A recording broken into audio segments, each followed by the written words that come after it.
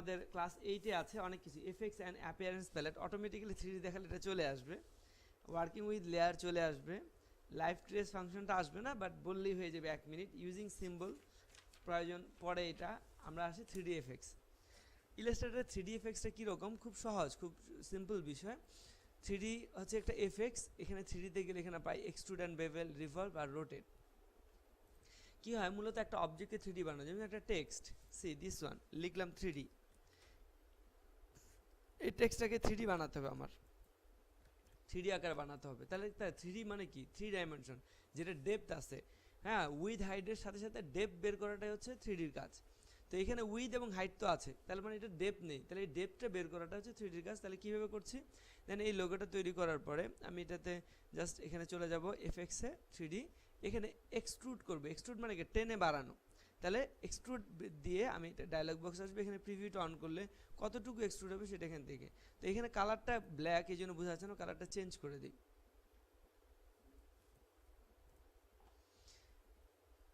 FX 3D extrude, then preview on করলাম, এই যে দেখা যাচ্ছে। হ্যাঁ, এখন আমি যদি এটা স্ট্রোক একটা কালার রাখি তাহলে আরেকটু ক্লিয়ার হবে। হ্যাঁ, এখন দেখেন আরেকটু ক্লিয়ার হবে কীভাবে, এটা সিলেক্ট করলাম FX 3D extrude, preview on করেন। এখন ক্লিয়ার হয়েছে কেন বলেন তো, কারণ বর্ডারটা এরকম হয়েছে, এখন বোঝা যাচ্ছে না, যাচ্ছে। এই প্যালেটে কি হয়, এই প্যালেটটা হচ্ছে এখান থেকে নির্দিষ্ট অ্যামাউন্টের রোটেট লিখে দিয়ে দিয়ে রোটেট করা যায়, আবার এখানে ধরে ওইটাকে রোটেট করা যায়, যেটাকে শোয়ানো অবস্থায় রাখবেন নাকি দাঁড়ানো অবস্থায় রাখবেন, এগুলোকে ঘুরায় ঘুরায় নিজের মতো করে কোন অ্যাঙ্গেলে আপনি এটাকে দেখাতে আছেন সেই অ্যাঙ্গেলে এটাকে ঘোরাতে পারেন। বুঝা গেছে, কোন অ্যাঙ্গেলে আপনি এটাকে দেখতে পাচ্ছেন সেটা হচ্ছে 3Dর অ্যাঙ্গেল, এভাবে। হ্যাঁ,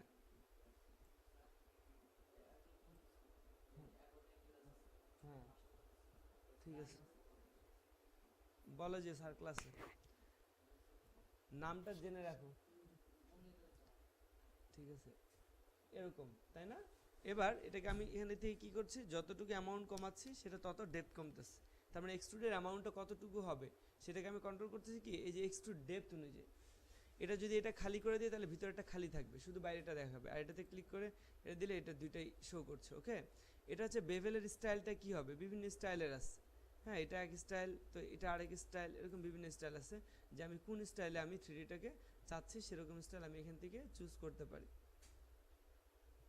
ঠিক আছে, তা আমি এটাকে এখান থেকে চুজ করলাম নর্মালটাই। ওকে, তারপরে লাইট শেড, যে এরকম ওয়্যার ফ্রেম আকারে শো করবে নাকি এটা এরকম নো শ্যাডো আকারে শো করবে, হ্যাঁ, নাকি প্লাস্টিক আকারে শো করবে, সেটা আমরা এখান থেকে চুজ করতে পারি। তো এটা ডিফিউজ শেডিং দিলাম। আবার এখানে মোর অপশনে গেলে লাইটটা কোথায় পড়বে সেটাকে আমরা দেখা দিতে পারি, দেখা যাচ্ছে। এরকমভাবে আমরা কি করতে পারছি, হ্যাঁ, এভাবে আমরা এটা একটা অবজেক্টকে এরকমভাবে তার পজিশন তৈরি করতে পারতেছি, 3D বানাতে পারছি। ওকে, তো এই হচ্ছে যে 3D দিয়ে আমরা এরকম কাজ। তো কিভাবে এটা শুধু যে এরকম টেক্সটের ক্ষেত্রে এটা অ্যাপ্লাই করার পরে এটাকে যদি আমি কালারগুলোকে চেঞ্জ করতে যাই, কিছু করতে যাই, তাহলে এটা কী করতে হয়, সিলেক্ট করার পরে পরবর্তীতে অবজেক্ট থেকে এটাকে আমাদের এক্সপ্যান্ড অ্যাপিয়ারেন্স, এই যে একটু আগে বলা হয়েছে যে অ্যাপিয়ারেন্সের কাজ কী, হ্যাঁ, এর মধ্যে আছে যে অ্যাপিয়ারেন্স এর কাজ কি, যে কোনো এফেক্টস অ্যাপ্লাই করার পরে যদি সেই এফেক্টটা আর না চাই তাহলে আমাদেরকে কি করতে হয়, এরকম অ্যাপিয়ারেন্স, ওই যে using effect and appearance, effect apply করার পরে এক্সপ্যান্ড অ্যাপিয়ারেন্স দিলে কি এটা ভেঙে যাবে। ভেঙে গেলে সুবিধাটা কি, তখন আমরা এটাকে আনগ্রুপ করে এগুলোর মধ্যে আলাদা আলাদা কালার দিতে পারি, যে আনগ্রুপ করে ফেলছি না, এবার এগুলোকে সিলেক্ট করে করে কি করতে পারবো আমি, এই যে কালারগুলো আছে প্রত্যেকটাতে আলাদা আলাদা গ্রেডিয়েন্ট কালার অ্যাসাইন, যেরকম গ্রেডিয়েন্ট দিয়ে এগুলোকে আমি চাইলে এরকম চেঞ্জ করতে পারি, তাই না?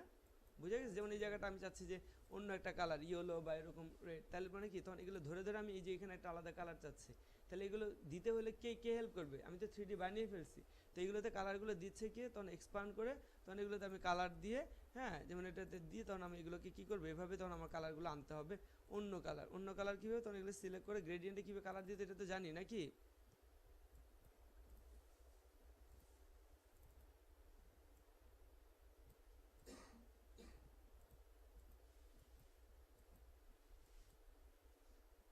দেখছেন কালারটা চেঞ্জ করছি না, তাহলে কি করতে হয়েছে, আগে এক্সপ্যান্ড করে নিতে হয়েছে। তাহলে এক্সপ্যান্ড অ্যাপিয়ারেন্সের কাজ কি, কোনো এফেক্ট অ্যাপ্লাই করার পরে সেটাকে ভেঙে ফেলার জন্য এক্সপ্যান্ড অ্যাপিয়ারেন্স আমাদেরকে হেল্প করছে, এগুলো মনে রাখতে হবে, তা নাহলে পারবো না।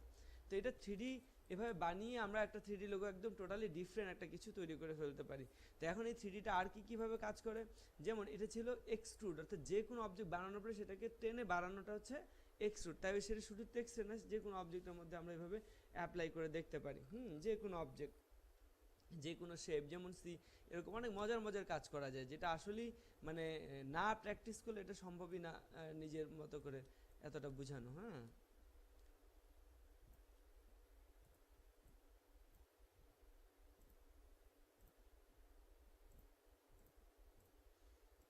এবার এটা একটা অবজেক্ট, এবার এটাকে কী করবো, সিলেক্ট করে FX 3D এক্সট্রুড প্রিভিউ দিই, একটা শেপ ক্রিয়েট করছে, তাই না? তারপরে এটা পজিশনটাকে ঠিকঠাক করে এটাকে দিয়ে আমরা একটা লোগো বানিয়ে ফেলতে পারি। কিছুই না, জাস্ট এরকম যে কোনো একটা শেপ দিয়ে সহজে একটা ডেপ তৈরি করা যায়, যেটা আমাদের কাছে অনেক কঠিন, নর্মালি দেখলে হয়তো অনেক কঠিন মনে হতে পারে। ঠিক আছে, তো এরকম, তারপরে এটা এক্সপান্ড করে এগুলোর মধ্যে কালার দেওয়া যেতে পারে। ওকে, তো এখন এটা শুধু হচ্ছে এক্সট্রুড, তাহলে বেভেল কি করে, রিভলভ কি করে সেটা বুঝি। এটা হচ্ছে এর মধ্যে এফএক্স এর মধ্যে একটা অপশন আছে যেটাকে বলা হচ্ছে রিভলভ। এটা কি হয়, এটা এরকম,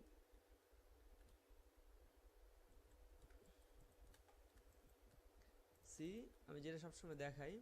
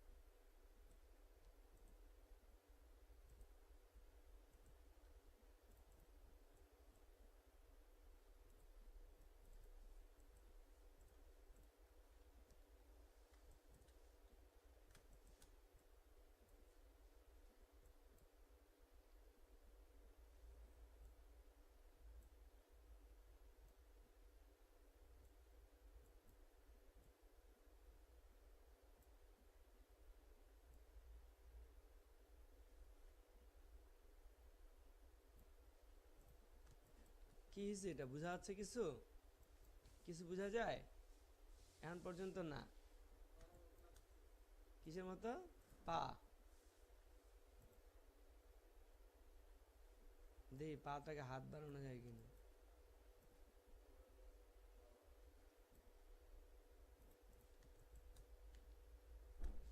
এরকম জিনিসটা, ঠিক আছে। কি অনেক কিছুই হতে পারে, ফাইনালি না দেখা পর্যন্ত অনেক কিছু হতে পারে। সি, এটা করলাম, এবার এটাকে কি করব, আমি এটা সিলেক্ট করার পরে এবার রিভলভ করি, রিভলভ মানে 360 এটাকে ঘোরাবে, FX 3D রিভলভ, দেন প্রিভিউ অন করি, এরকম হয়েছে। কি হলো মানে, কি হয়েছে, ওয়াইন গ্লাস তৈরি হয়ে গেছে না? ঠিক আছে, এটা স্ট্রোকে আমি যে কালার রাখবো সেরকম কালার এতে সে হবে। তো বিষয়টা হচ্ছে এরকম যে কোনো, এটা হচ্ছে 3D রিভলভ, অর্থাৎ কোনো একটা শেপ একটা সাইড তৈরি করবে, তারপরে তার ভিতরে পুরো সাইডটাকে সে পুরো 360-তে সেটাকে ঘোরাতে পারবে। এটার ভিতরটা এরকম খালি এরকম দেখায় কেন, কারণ ভিতরে কোনো কালার রাখিনি। আমি যদি এটাকে কি করি, এরকম না করে আমি যদি এরকম করতাম, পুরো সলিড এটাকে মিলাই এদিক দিয়ে এবার মিলাই দিতাম, তাহলে ভিতরটা সলিড হইতো। যে এরকম,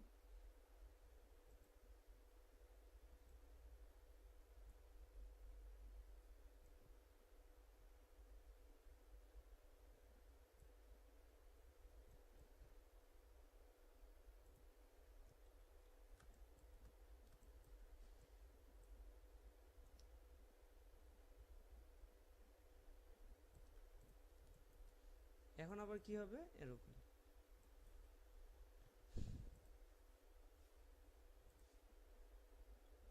সরি,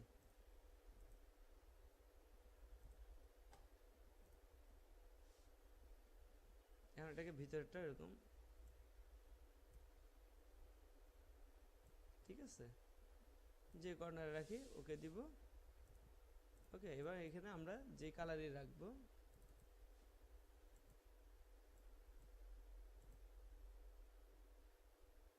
ঠিক আছে, যে কালার দিব সেই কালার এখানে। হ্যাঁ, মিরর মানে ওটা 3D-তে, এখানে জাস্ট এরকম আমরা এখান থেকে যতটুকু সম্ভব কালার দিয়ে অপাসিটি কমিয়ে, যেমন এটাকে আমি এরকম কালার দিয়ে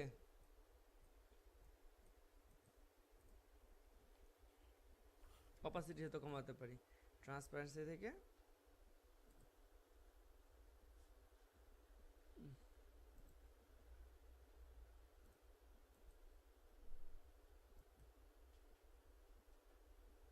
এরকম কমাতে পারি, আফসোসটা এরকম আসবে, পুরোটাই অপাসিটি কমে যাবে, ঠিক আছে। হ্যাঁ, না ওরকম না, হ্যাঁ। তো এই বিষয়গুলো এরকম বানাতে পারি। যেমন লোগোর ক্ষেত্রে এগুলোর কী রকম ইমপ্লিমেন্ট, আপনার এই জিনিসটা যখন দেখছেন আমার টিউটোরিয়াল ঘাটতে হবে যে কীভাবে এটা হেল্প করে। যেমন অনেক কিছুর মধ্যে ওই যে আমরা সেদিন দেখলাম যে আপনার ফিল্ম বানালাম না স্ট্রোক দিয়ে, সেই ফিল্মটাকে যদি এরকম আঁকা বাঁকা বানাতে চাই তখন কি করতে হবে, তখন এরকম ফিল্ম বানানোর পরে, যেমন এরকম ফিল্ম বানালাম সেদিন, মনে আছে ফিল্ম বানানোর কথা? মনে তো হয় না, বহুত ঝামেলা না, সবচেয়ে সহজ? হ্যাঁ, খুবই সিম্পল বিষয়। হ্যাঁ, জাস্ট এটাকে আমরা কালো দিব, Ctrl+C Ctrl+F, এটাকে সাদা কালার দিব না, এখানে 6 দিব, ওখানে 6 দিব,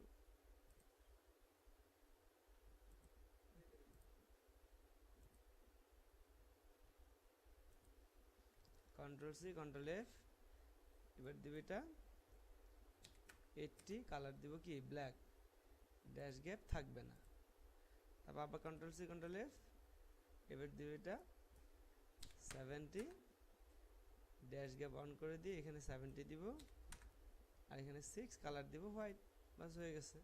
এবার এটা স্ট্রোক, এটাকে ফিলে কনভার্ট করবো কিভাবে, মনে নেই? স্ট্রোকে ফিলে কনভার্ট করতে কিভাবে, অবজেক্ট থেকে কি এখান থেকে এক্সপান্ড অথবা পাথ থেকে আউটলাইন, আউটলাইন স্ট্রোক, অবজেক্টটাকে কি বানালাম, ফিল, মনে নেই? বারবার বলা হয়েছিল যে যে কোনো একটা স্ট্রোককে ফিলে কনভার্ট করার জন্য, অনেকবার বলা হয়েছে অলরেডি। তো এটা ফিলে কনভার্ট, এখন এগুলো কিন্তু সব কিন্তু ফিল অবজেক্ট। এবার এটা সিলেক্ট করে আমি কি করতে পারি, এটা একটা সিম্বলে কনভার্ট করতে পারি। আমরা এখানে সিম্বল পাই, অনেক ধরনের সিম্বল আছে, এই সিম্বলগুলো আমরা ইউজ করতে পারি। তো এটা একটা সিম্বল বানাতে হবে। তো সিম্বল বানাতে হলে কীভাবে, উইন্ডো থেকে সিম্বল প্যালেটে যাই, এই সিম্বল প্যালেটে গেলে এটাকে ড্রাগ করে এখানে ছেড়ে দেওয়া যায়, দেন এটাকে মুভি ক্লিপ একটা নাম দিলাম, সে নাম দিলাম ফিল্ম, ঠিক আছে। এটা এবার ডিলিট করে দিই। এই ফিল্মটা তো নর্মাল, কিন্তু আমি চাচ্ছি আঁকা বাঁকা এরকম বানানো, সেই ক্ষেত্রে আমাকে সেরকম একটা শেপও ক্রিয়েট করতে হবে।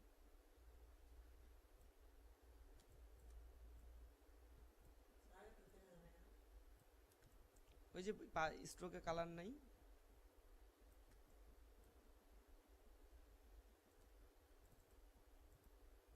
দেখা যায় এখন।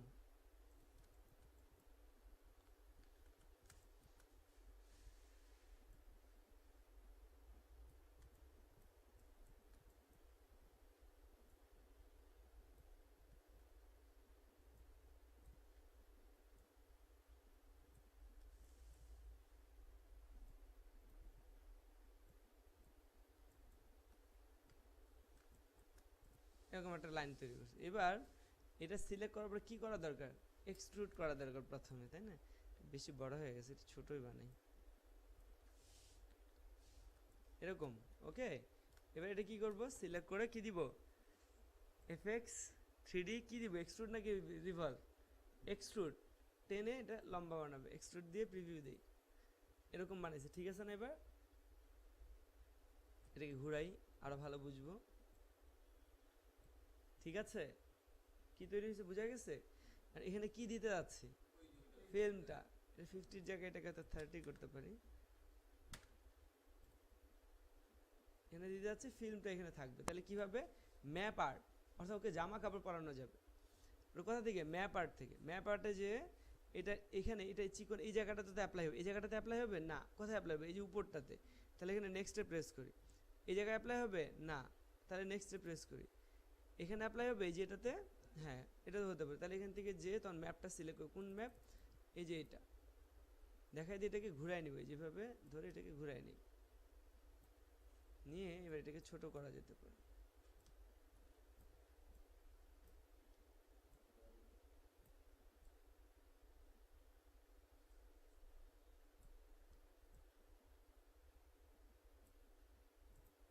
আর লম্বা হওয়া উচিত ছিল।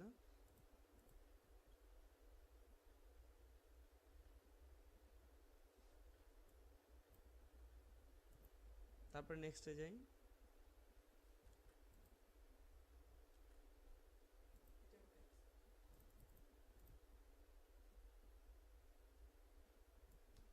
শিফট ধরে ঘোরাবো,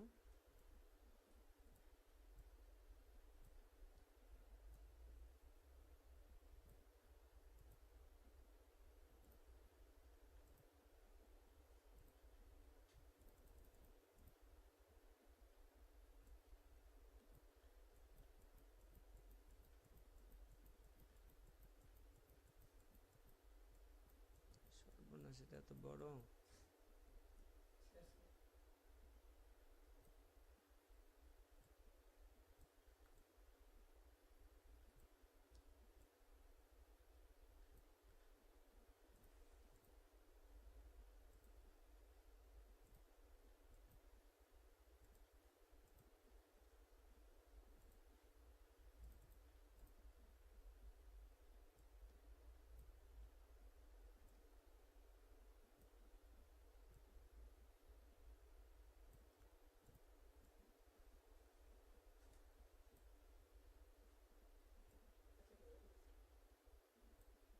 হুম,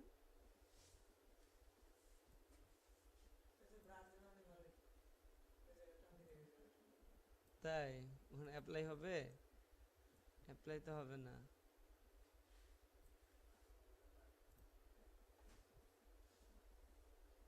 এই জায়গাটাতে অ্যাপ্লাই হয়নি, এটা কপি করা যায় না তো, এটা একটা সমস্যা।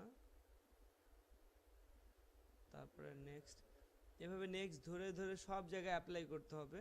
তো করলে পরে যেটা হয়, হ্যাঁ সে আপাতত একটুকু দেখি আমরা, এটাকে এই যে ঘুরায় তখন আমরা দেখতে পারি বেশি পয়েন্ট নিচ্ছি, তো এই জন্য সমস্যাটা হয়েছে।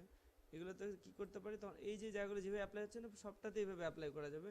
তখন এই ফিল্মটাই মনে হবে কি এটা একটা ওই যে 3D ফিল্মগুলো যেমন হয়, হ্যাঁ নর্মালি সেরকম এটা বেশি পেঁচানো হয়ে গেছে আমাদের, তখন এই জায়গাটাতে এভাবে ওকে দিতে হবে। তখন ওই যে ফিল্মটা ওই ঠিক ওই স্টাইলে হয়ে তৈরি, যেটা নর্মালি সম্ভব না। ঠিক সেমভাবে আমরা ওই যে সিম্বল তৈরি করে যে বিভিন্ন লোগো আছে না, যে গ্লোব টাইপের, ওরকম গ্লোবের লোগোগুলোকে খুব সহজে বানাতে পারি। হ্যাঁ অনেক ইজি, কিন্তু হয়তো এরকম বিষয়গুলো আমাদের কাছে অনেক কঠিন মনে হয়, কিন্তু আসলে সহজ। কেমন, হ্যাঁ হ্যাঁ সেটা আলাদা ফটোশপ থেকে আমরা করতে পারি, বা এটা আলাদা মাস্কিং করে করতে পারি অবজেক্ট দিয়ে, এটা ডিফারেন্ট জিনিস। তো এরকম বিষয়গুলোই আমাদের মানে কাজ করতে হচ্ছে। যেমন এর যে মজার আছে, যেমন সি এরকম দেখা যায় যে এরকম লাইন, সেটা একটা অবজেক্ট।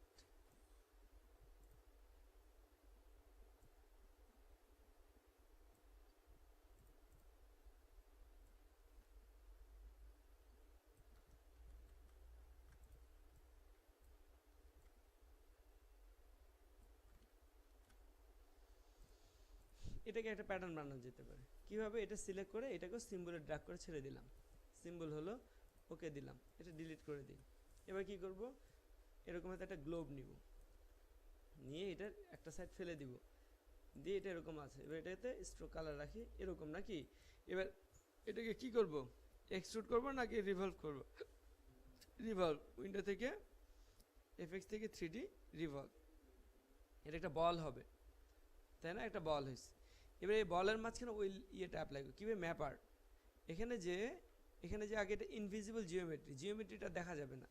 এখানে কি করব, আমি অ্যাপ্লাই করব আমি এটাকে, সরি ফিল্ম না, ফিল্মটাকে ডিলিট করি,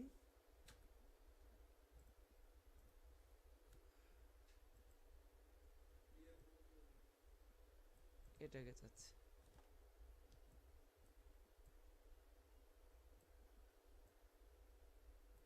অনেক সময় এরকম রোটেট অবজেক্ট চাই না, ঠিক আছে, তখন আমরা এরকম কাজগুলো করবো, মাঝখানে চাই, হ্যাঁ, একটা লোগো বানানোর জন্য এরকম শেপগুলো আমাদের প্রয়োজন হয়।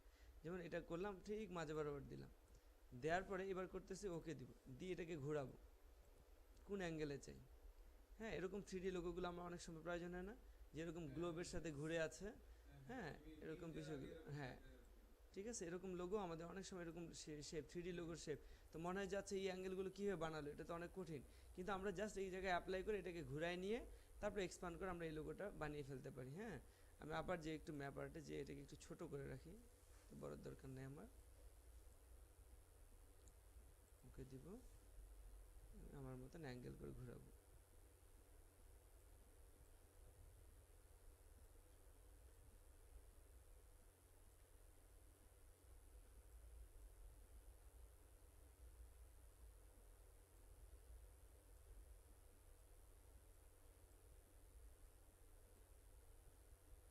যেই রকম শেপে, যেরকম অনেক কঠিন ডিফিকাল্ট এই শেপটাই। হ্যাঁ, এরকম একটা শেপ, তো এটা তো নর্মালি বানানো যায় না, এভাবে বানালাম। বানানোর পরে এটা লাইটটা কোথায় যাবে সেটাকে আমরা অ্যাসাইন করতে পারি, যে কোন জায়গায় লাইটটা দেখা গেলে ভালো লাগবে, সেভাবে আমরা দিয়ে এটা বুঝেছি। এটা হলো, তারপর এটাকে কি করতে হয়, অবজেক্ট থেকে এক্সপান্ড করতে হয়, এক্সপ্যান্ড অ্যাপিয়ারেন্স ভেঙে গেল, এরপরে কি করতে হয়, এগুলোকে ধরে ধরে ডিলিট করতে, যেমন এটাকে এভাবে ক্লিক করে, একটা ক্লিক করে ডিলিট দিতে দিবে, ক্লিক করে দিবে, যে নর্মাল এভাবে ড্র্যাগ করে না, এভাবে ক্লিক করে এভাবে ডিলিট করতে হবে। এখন এটা সব চলে গেছে। আচ্ছা, এখনও আছে, এই নেই, আর নেই। এখন কি করব, এই অবজেক্টগুলো তখন গ্রেডিয়েন্ট অ্যাপ্লাই করতে হবে, যেমন এগুলো হচ্ছে আলাদা অবজেক্ট, এগুলোকে সিলেক্ট করে এমনভাবে গ্রেডিয়েন্টটা দিতে হবে যে মনে হবে যে এই অবজেক্টটা ভাবে মুভ করছে। এপাশ থেকে এপাশে এই গ্রেডিয়েন্টটা হবে এরকম, দিয়ে গ্রেডিয়েন্ট দিয়ে এভাবে অ্যাপ্লাই করতে হবে, সি এভাবে। তারপর আবার এইটা যেটা আছে এটাকে আবার ধরে ডাইরেক্ট সিলেকশন টুল দিয়ে এটা এটা এটা এটা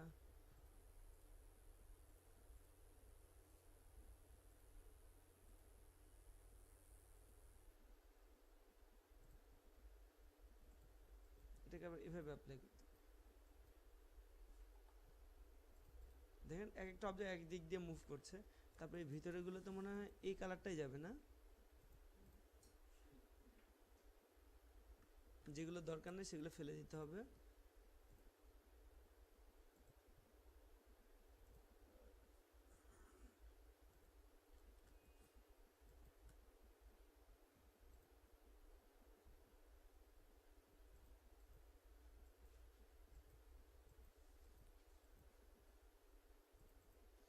তখন ওই বাকিগুলো ফেলে দিত।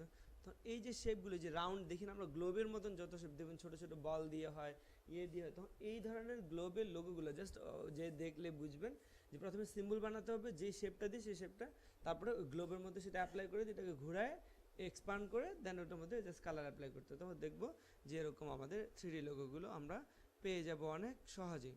বুঝে গেছে? তো এই যে প্রসেসটা, এটা একমাত্র এভাবেই সম্ভব, যে কোনো একটা ডিফারেন্ট টাইপের সিম্বলিক ক্রিয়েট করার জন্য।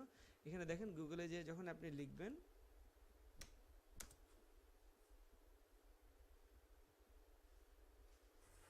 যেমন 3D লোগো ইন টুর, এই দেখেন হাউ টু ক্রিয়েট, এই যে এগুলো সবগুলো এভাবেই তৈরি। হ্যাঁ,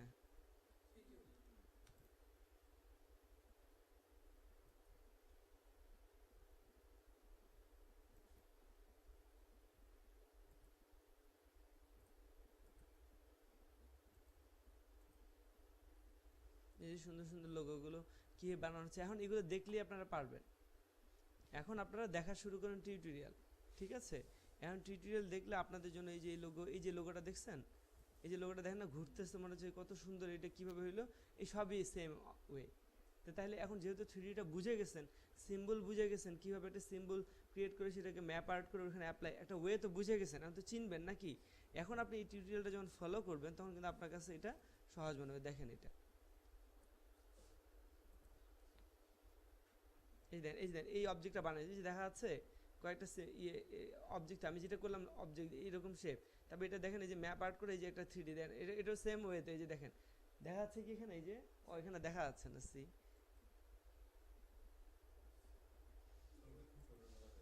এই যে লোগোটা কিসে বলেন তো, এটা কি, এই যে এরকম একটা অবজেক্ট তৈরি করে এক্সট্রুড করে নিস, শেষ, লোগো তৈরি হয়েছে। গ্রেডিয়েন্ট কালার, তারপরে এগুলো সিলেক্ট করে গ্রেডিয়েন্ট কালার এখানে দিছে একটা, এই অবজেক্টে একটা গ্রেডিয়েন্ট দিছে, এখানে একটা গ্রেডিয়েন্ট দিছে, ব্যাস হয়ে গেল। ঠিক আছে, এরকম অসংখ্য প্রত্যেকটা, এই যে এটা দেখেন 3D করছে কিভাবে করার পর উপরেরটা সিলেক্ট করে এক ধরনের গ্রেডিয়েন্ট দিছে, সাইডগুলো সিলেক্ট করে আরেক ধরনের। তো এরকম এত সুন্দর সুন্দর যা দেখতেছেন এখন আপনাদের দ্বারা সবকিছু পসিবল। তো আগে দেখে দেখে তো করতে হবে, এই জন্য কিছু করে আমাকে এনে দেখান। হ্যাঁ, এখানে অসংখ্য অসংখ্য কাজ আছে শুধু 3D লোগোর উপর। এগুলো তৈরি করা শেখেন, কয়েকটা আমাকে এনে করে দেখান যে হ্যাঁ এই যে আমরা এগুলো পারছি, তারপর আমরা ফাইনালি যাব। প্লে হয় না কেন, এত স্লো কেন? এই যে লোগোটা টিউটোরিয়ালে দেখেন কত সুন্দর, একদম সহজ কিন্তু অনেক অ্যাট্রাকটিভ। ঠিক আছে, একটা করে দেখেন, পারা যাবে এগুলো। এই যে দেখেন এখানে, এই যে স্টেপগুলো দেখতেছেন, এই যে পুরোটাই কিন্তু ওভাবে আমি যেভাবে দেখালাম ঠিক সেম ওয়ে, জাস্ট সেম ওয়েতে। এই যে দেখেন,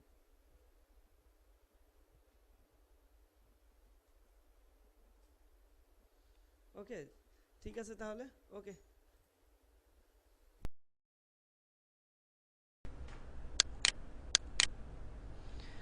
যেহেতু আজকে আমাদের মেনুগুলো সম্পর্কে জানা থাকা দরকার, সেখান থেকে আমরা যদি ফাইল থেকে শুরু করি, ফাইলে যেটা প্রথমে আমরা পাচ্ছি, ফাইলের মধ্যে নিউ, আমরা জানি নিউ ফ্রম টেমপ্লেটস। টেমপ্লেটস থেকে যদি কোনো ধরনের ইউজ করতে চাই তাহলে আমরা সেটা এখান থেকে পারি। এখানে বেসিক শেপ বেশ কিছু এগুলো আছে, এগুলো থেকে তোমরা চিন্তা করে তোমরা কাজ করতে পারো। কারণ এখানে অনেক ধরনের, দেখো এটা হচ্ছে ডিভিডি মেনু। হ্যাঁ, যে ডিভিডি মেনু তৈরি করতে যে প্লে করার সময় যেটা আসে এরকম, দেখো এরকম, হ্যাঁ সেই মেনুটা এরকম হতে পারে। এগুলোর স্যাম্পলগুলো তো আমরা দেখতে পাচ্ছি কত সুন্দর করে ওরা কাজ করে, প্রত্যেকটা জিনিসের মাপ যোগ কীভাবে ঠিক রেখে কাজ করে। হ্যাঁ, এখান থেকে ফাইল নিউ ফ্রম টেমপ্লেটস, আমরা যদি কোনো ব্ল্যাঙ্ক টেমপ্লেটসের মধ্যে এগুলো ব্ল্যাঙ্ক বিভিন্ন সাইজের, হ্যাঁ ফোল্ডার ব্ল্যাঙ্ক, ইনভেলপ কেমন হবে, ডিভিডি কেমন হবে, সিডি ট্রাই কার্ড কেমন হবে, সিডি ডিস্ক লেভেল কেমন হবে, এগুলো থেকে তোমরা ডাইরেক্ট নিতে পারো। তাহলে সাইজটা পেয়ে গেলে জাস্ট কাজটা করবো এর ভিতরে। ওকে, সো এটা হচ্ছে ইম্পর্টেন্ট, যেমন আমরা প্রফেশনাল যখন কাজ করি তখন আমরা মূলত এই জিনিসগুলোরই কাজ করি ইলাস্ট্রেটরে। যেমন ওপেন নিউ টেমপ্লেট, সেখানে বেসিকে যাও। এটা হচ্ছে আর্টিস্ট, আর্টিস্টদের জন্য, যেমন business card, CD booklet, CD level, DVD menu, DVD sub menu, হ্যাঁ এনভেলাপ, লেভেল, লেটার হেড কোনটা, প্যাড, তাই না? তারপর হচ্ছে পোর্টফোলিও কার্ড যদি তৈরি করতে চাও, হ্যাঁ পোস্ট কার্ড। তারপর হচ্ছে তোমার থার্ড লোয়ার নিচের, এটা ওয়েবসাইটের জন্য যদি কাজ করতে চাও তাহলে তোমরা এগুলোর থেকেও তোমরা স্যাম্পল করতে একটা ওয়েবসাইটের ডিজাইন এটা। ওকে, সো এই জিনিসগুলোকে ফলো আপ করতে পারো। এইগুলো ফলো করলে দেখবা যে প্রত্যেকটা কাজের মধ্যে কত সুন্দর গুছানো থাকে, প্রত্যেকটা জিনিস এখানে অ্যালাইনমেন্ট থেকে শুরু করে সব কিছুকেই একদম পারফেক্ট রাখা হয়। হ্যাঁ, সে আমি যদি তোমাদেরকে এই কাজটাই দিই, এই কাজটা পারবা তৈরি করতে, এই কাজটা যদি দিই হুবহু এটাই বানাতে পারবা। কোন জায়গায় ল্যাকিংস হতে পারে, এমন কোনো জায়গা বলো, জাহিদ বলো, কোনো জায়গায় মনে হচ্ছে যে এই জায়গাটা পারবো না? দেখো ভালো করে, এই অবজেক্টটা বানানো যাবে তো নাকি? হ্যাঁ, এটা না বানালে কি হবে, এটা তো বানানো, তো এটা তো পুরোটা বানানো। হ্যাঁ ঠিক, বানানো না ফটোশপে দেখি আগে, এটা ইমেজ মোস্ট প্রবাবলি, দেখে জুম করলে বোঝা যাবে। না বানানো, বানানো অবজেক্ট। হ্যাঁ, না বানানো যাওয়ার তো কিছু নেই। এটা প্রথমে কি করতে হবে, প্রথমে আউটলাইনে ব্ল্যাক একটা বানাতে হবে, তারপরে হোয়াইটগুলোকে জাস্ট বানাতে হবে, তারপরে আবার ব্ল্যাকগুলোকে। বুঝে গেছে? এরকম অবজেক্টগুলোকে যখনই দেখবে তখন চিন্তা সবার বর্ডারটা আগে বানিয়ে নিবা, একদম আউটলাইন দিয়ে ব্ল্যাকটা আগে বানিয়ে নিতে হবে পেন টুল দিয়ে, তারপরে ভিতরের হোয়াইটটা একটা শেড বানাইতে হবে, তারপর ওর উপরে ব্ল্যাক, শেষ। ঠিক আছে, এভাবে তো এটা বানাইতে পারবো না। এটা কী করছে, দুটো অবজেক্ট জাস্ট অপাসিটিটা কমে বাড়াই দিচ্ছে, এগুলো পারবা না? পারবা। এই ইমেজগুলো বসাইতে পারবা না, এগুলো লিখতে পারবা না? পারবা। এখানে কি এগুলো পারবা না? এই যে এগুলো যে দিছে, এগুলো কি দিয়ে দিছে? ডট, কিভাবে? ড্যাশ এবং গ্যাপ ইউজ করে, পাথের মধ্যে ড্যাশ গ্যাপ ইউজ করে, এই ধরনের। তো এখানে না পারার কি আছে, তারপর কনফিউজ থাকো, কোনো একটা কাজ দেখাইলে কনফিউজ হয়ে যাও যে আসলে এটা পারবো কিনা। তো ওই জন্য তো বলি যে করতে হবে কাজ, অনেক বেশি কাজ করতে হবে। সে এখানে দেখো, এই জন্য এই টেমপ্লেটসগুলো ওপেন নিউ টেমপ্লেট, এখানে বেসিক টেমপ্লেট সব ধরনের আছে যে কি কি কাজ করা হয়। হ্যাঁ, ব্ল্যাঙ্ক টেমপ্লেটসের মধ্যে banner add large, banner add small, এরকম সবগুলো ডকুমেন্টস দেওয়া আছে, সাইজ দেওয়া আছে। এর বাইরে তুমি ইচ্ছে করলে এগুলো থেকে এখানে এনভায়রনমেন্টাল কাজ যদি করতে পারো, হ্যাঁ বুকমার্ক টাইপের, দেখো এটা কত সুন্দর কাজ করছে। এবং কত সুন্দর করে সাইজ টাইজ সবই করে দিছে, মেনশন করে দিছে।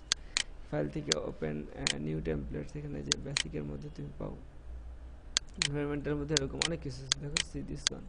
হ্যাঁ, মানে এনভায়রনমেন্টাল বুকমার্ক ওই একটা কোম্পানির সমস্ত কাজ করা হয়েছে, পুরো ব্র্যান্ডিংটা দেখো।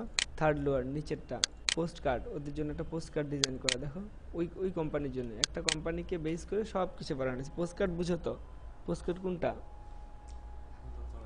এখন চলে না, আগে চলতো, ঠিক আছে, আগে চলতো, এখনো এখন ওই যে ঈদ কার্ড টাইপের আর কি এখন পোস্ট কার্ড হয়। আগে পোস্ট কার্ড ছিল পোস্ট অফিস থেকে, এখন ঈদ কার্ড টাইপের, যে এটা লুক লাইক দিস। এখানে নিউ টেমপ্লেটসে যাও, বেসিক, এখানে এনভায়রনমেন্টালে যাও, এখানে দেখো ব্রোশিয়ার, একটা ব্রোশিয়ার বানালে ব্রোশিয়ার ইনসাইডটা কেমন হবে এরকমভাবে দেখো, এটা বানায় রেখেছি যে এরকম। ওকে, এখানে টেক্সটগুলো কীভাবে ইউজ করছে দেখছো, এটা অবজেক্টটা এইভাবে বানানো হয়েছে, কি ঠিক না? এরকম একটা ব্রোশিয়ার, এরকম একটা ব্রোশিয়ার বানাতে দিলে পারবা? সি দিস ওয়ান, এখানে অনেকগুলো কাজের মধ্যে কি কি, এটা হচ্ছে সবার নিচে, এই যে এটা একটা অবজেক্ট, তাই না? এটাকে এটাকে দেখো, এটাকে অলরেডি এটাকে ক্রপ করছে দুজন, প্রত্যেকটা পার্ট কেটে কেটে গেছে। এইভাবে যেটা বানাইছে তা না, এটা ব্যাকগ্রাউন্ডে এটা একটা অবজেক্ট ছিল, আর উপর দিয়ে এইভাবে অবজেক্টগুলো বানানো ছিল। পরে যে কিছু জিনিস বের হয়েছিল ক্রপ করতে যায়, এই জিনিস প্রত্যেকটা পার্ট পার্ট হয়েছে। এই লেখাগুলো কীভাবে লিখছে এগুলো জানো, এখানে অবজেক্টটা এটা এটা কীভাবে আসছে এগুলো জানা থাকার কথা, তাই না? মাস্কিং করে। তো এই জিনিসগুলো এখানে দেখানো হয়েছে, এগুলোকে দেখো, এগুলো দেখলেও তো কিছু শেখা যাবে। ওকে, তারপরে দেখো সি ফাইল থেকে নিউ টেমপ্লেটসের মধ্যে বেসিকের ভিতরে যাও, এর হচ্ছে ইভেন্ট প্ল্যানিং। ব্যানার, কোনো ইভেন্ট অর্গানাইজড করতেছো, সে একটা ইভেন্ট ম্যানেজমেন্ট তো বুঝো, সে একটা ল্যাপটপ ফেয়ার বা একটা ফার্নিচার ফেয়ার, ওদের জন্য সব কিছু বানাইতে হবে, ওদের বিলবোর্ড, ওদের এটা, ওদের ক্যাটালগ, ওদের পেপারের সব, ব্যানারের, এই যে ব্যানারটা কেমন হবে দেখো, নিউ ব্যানারটা এরকম হবে, এরকম একটা ফার্নিচার অ্যাড মোস্ট প্রবাবলি। এরকম করছে, যে ফাইল থেকে নিউ দেখো বেসিক, এখানে এনভায়রনমেন্টাল তা না, ইভেন্ট প্ল্যানিং, সব কিছু এখানে দেখো। ব্রোশিয়ার আউটসাইডটা কীরকম হবে, ব্রোশিয়ার ইনসাইডটা কেমন হবে, দেখেন ব্রোশিয়ারটা কেমন হবে, এরকম একটা ব্রোশিয়ার বানিয়েছে। থাকো কোথায়? হ্যাঁ, বাবার নাম্বারটা দিয়ে যাও আজকে আমাকে, তো বাবার নাম্বারটা আমাকে আজকে দিয়ে যাও, কোথায় আছে? ক্লাস 4:30 পর্যন্ত ক্লাস, এসে 1 ঘন্টা লেট করে আসে প্রতিদিন, 1.5 ঘন্টা ক্লাসে। ভালোই শুরু করছো।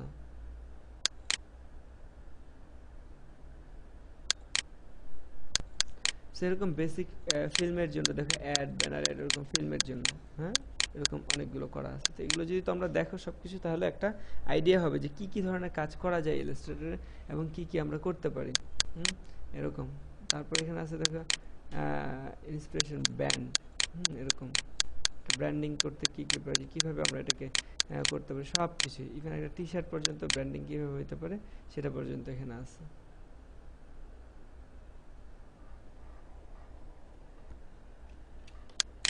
এটাকে দিয়ে টি শার্টের মধ্যে এটা কীরকম হবে, একটা টি শার্ট বানায় দেখেছি। সো এই হচ্ছে বিষয়, এগুলো সম্পর্কে জানতে হবে অনেক বেশি করে, এগুলো দেখতে হবে। তো এখান থেকে ফাইল নিউ টেমপ্লেটসগুলো আমরা যেন দেখতে পাই। ওপেন তো এক্সিস্টিং ফাইল দেখার জন্য, রিসেন্ট ফাইল হচ্ছে লাস্ট ফাইল যেগুলো আমরা ওপেন, সেগুলোর 10টার লিস্ট থাকবে। ব্রাউজ করে দেখতে চাইলে আমরা ব্রাউজ করে ইমেজ ব্রাউজ করে দেখতে পারি, এবং অন্যান্য এক্সিস্টিং ফাইলগুলো দেখতে পারি।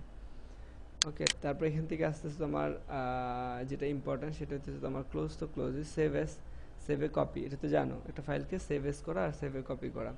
তারপরে সেভ অ্যাজ এ টেমপ্লেটস, প্রয়োজন নেই, যদি ওই টেমপ্লেটসের মধ্যে তুমি তোমার ফাইলটাকে রাখতে চাও তাহলে save as a templates save করতে পারো।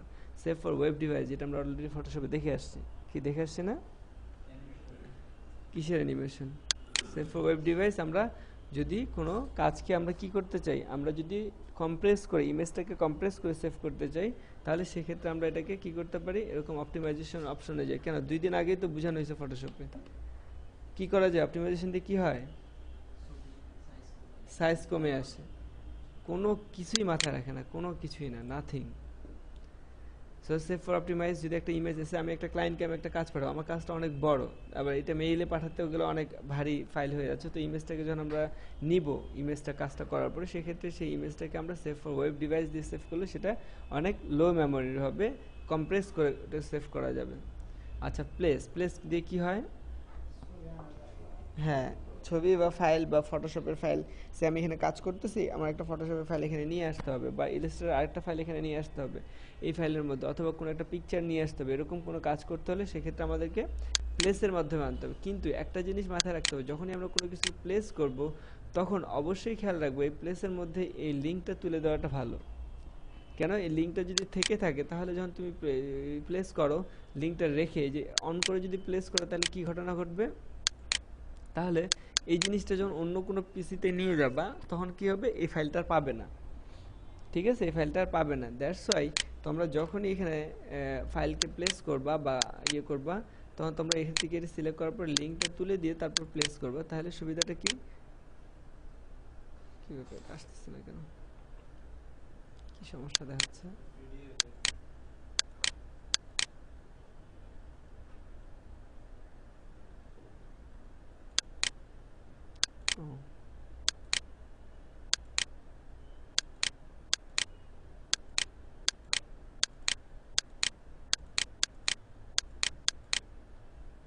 আসছে না কেন?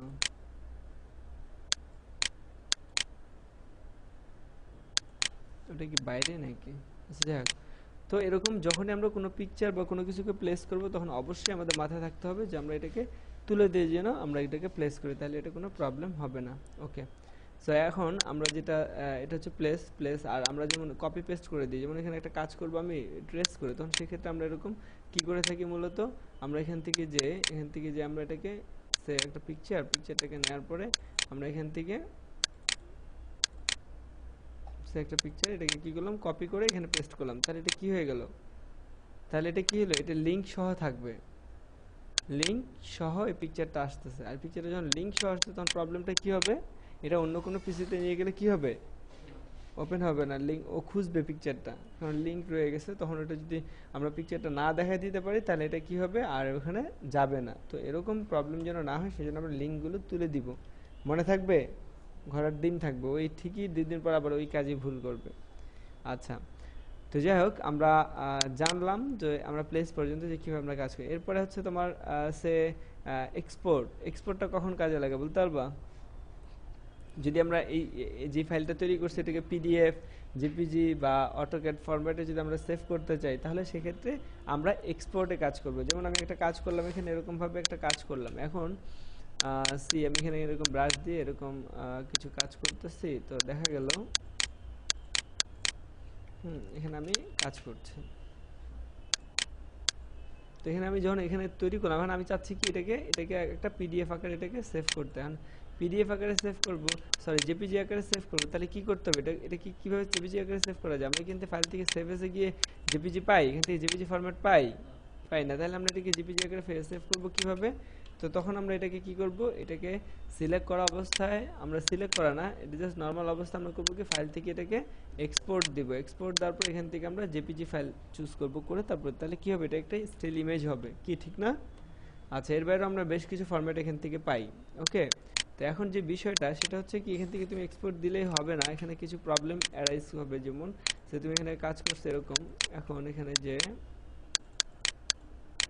এখানে বাইরে কিছু অবজেক্ট আছে, এরকম কিছু অবজেক্ট আছে, এরকম দূরে কিছু অবজেক্ট যেটা তোমার হয়তো জানা নেই।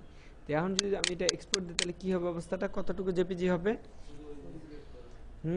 শুধু এর অংশটুকু না, পুরোটাই। কন্ট্রোল এ দিলে দেখো, কন্ট্রোল এ দিলে যতগুলো অবজেক্ট সিলেক্ট হয়েছে এই যে এই অবস্থায়, একদম এই যে যত, এই যে এখানে, ও আমি যা প্লেস করছি আসছে নাকি, আসছে তো, যতবার প্লেস করছি এটা এসে বসছে কোথায়, দেখছো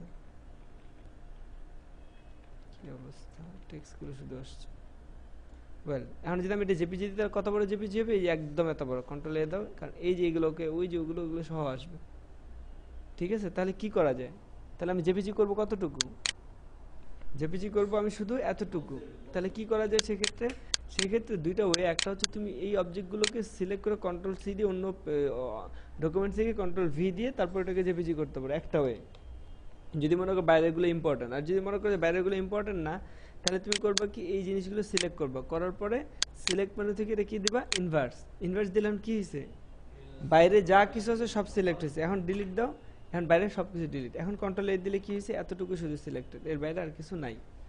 এখন আমি যদি এটাকে এক্সপোর্ট দিই তাহলে কি হবে, শুধু এতটুকুই এক্সপোর্ট হবে। এখন যদি তুমি মনে করো যে না এক্সপোর্ট দিলে এটা একদম বর্ডার, আমি চাচ্ছি একটু বেশি করে থাকবে, তখন আমি কি করতে পারি, এরকম একটা রেক্টেঙ্গুলার নিয়ে এরকমভাবে এটা দেখাই দিতে পারি যে হ্যাঁ এতটুকু জেপিজি হবে। তো এতটুকু দেখাই দিয়ে এটার মধ্যে কোনো কালার রাখলাম না, তাহলে অবজেক্ট আছে কিন্তু কালার নাই, তাহলে কতটুকু জেপিজি হবে, এখন এতটুকু। ঠিক আছে, দেখি তাহলে ফাইল থেকে এক্সপোর্ট, এখান থেকে আমি ডেস্কটপে যেয়ে আমি এখান থেকে এটাকে জেপিজি মোডে দেখাই দিয়ে এখন এটাকে আমি কি করতেছি, সেভ দিচ্ছি। দেন এখানে কালার কি দিব, এখানে আমরা চেষ্টা করব জেপিজি যখন আমরা তৈরি করব তখন আমরা চেষ্টা করব এটা কালারটা অবশ্যই আরজিবি রাখার, এবং এটাকে বাড়াই দিলাম, সমস্যা নেই। এখান থেকে বেজ লাইনটাকে এটা প্রোগ্রেসিভিটি এটাকে আমরা 5 দিয়ে দিই, তাহলে কি ওই ছোট ছোট টেক্সটগুলো ক্লিয়ার আসবে।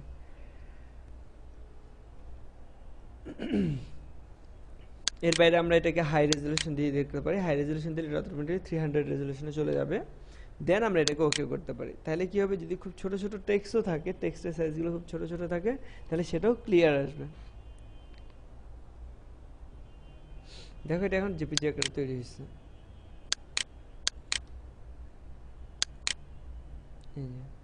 এরকম একটা জেপিজি সাইজের ইমেজ তৈরি হয়েছে। সো বিষয়টা আমরা বুঝলাম যে আমরা কিভাবে আমরা একটা এক্সপোর্ট দিব, এবং সেক্ষেত্রে এক্সপোর্টের জন্য কোন কোন জিনিসগুলোকে অ্যাভয়েড করতে হবে, কোনগুলো দিক খেয়াল রাখতে হবে, সেগুলো আমরা বুঝলাম যে ফাইল থেকে আমরা এক্সপোর্টের মাধ্যমে আমরা জেপিজি করতে পারি। এখন জেপিজি শুধু না, আমরা যে কোনো কাজ যখন কমপ্লিট করি, কমপ্লিট করার পর সেই কাজটাকে প্রেসে পাঠানোর জন্য আমরা প্রিন্টিংয়ের জন্য দুইটা ফাইল ফরম্যাট আছে, কি কি বলো তো? প্রিন্টিংয়ের জন্য দুইটা ফাইল ফরম্যাট আছে, কি কি সেগুলো? হ্যাঁ, আরেকটা ইপিএস। ঠিক আছে, ইপিএস ফাইল ফরম্যাট হচ্ছে এনক্যাপসুলেটেড পোস্ট স্ক্রিপ্ট, ইপিএস। আরেকটা হচ্ছে টিআইএফএফ, হ্যাঁ, টেক্সট ইমেজ ফাইল ফরম্যাট।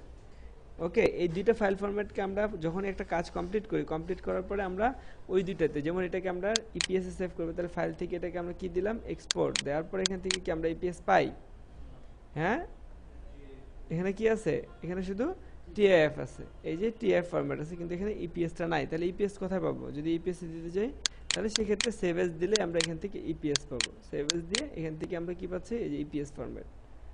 ওকে, তো যখন একটা কাজ করব বেশ কিছু জিনিস অবশ্যই আমাদের ফলো করতে হবে, সেগুলো কি কি, সেগুলো হচ্ছে এক, ওরে বাপ,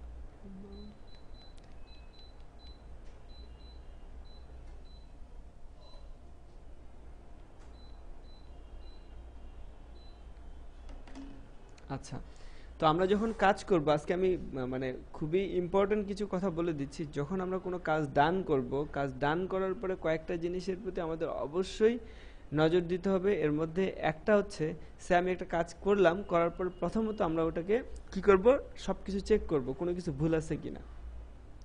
সব কিছু চেক করার পর কোনো স্পেলিং ভুল আছে কিনা, কোনো অ্যালাইনমেন্টে ভুল আছে কিনা, কোনো কালারে ভুল আছে কিনা।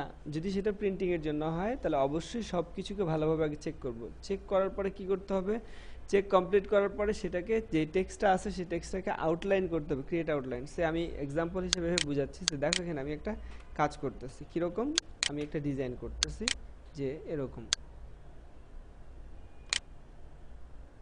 আমাদের কালার দিলাম, এরপরে যে এটার মধ্যে আমি কাজ করতেছি, এভাবে ডান করতেছি কাজ।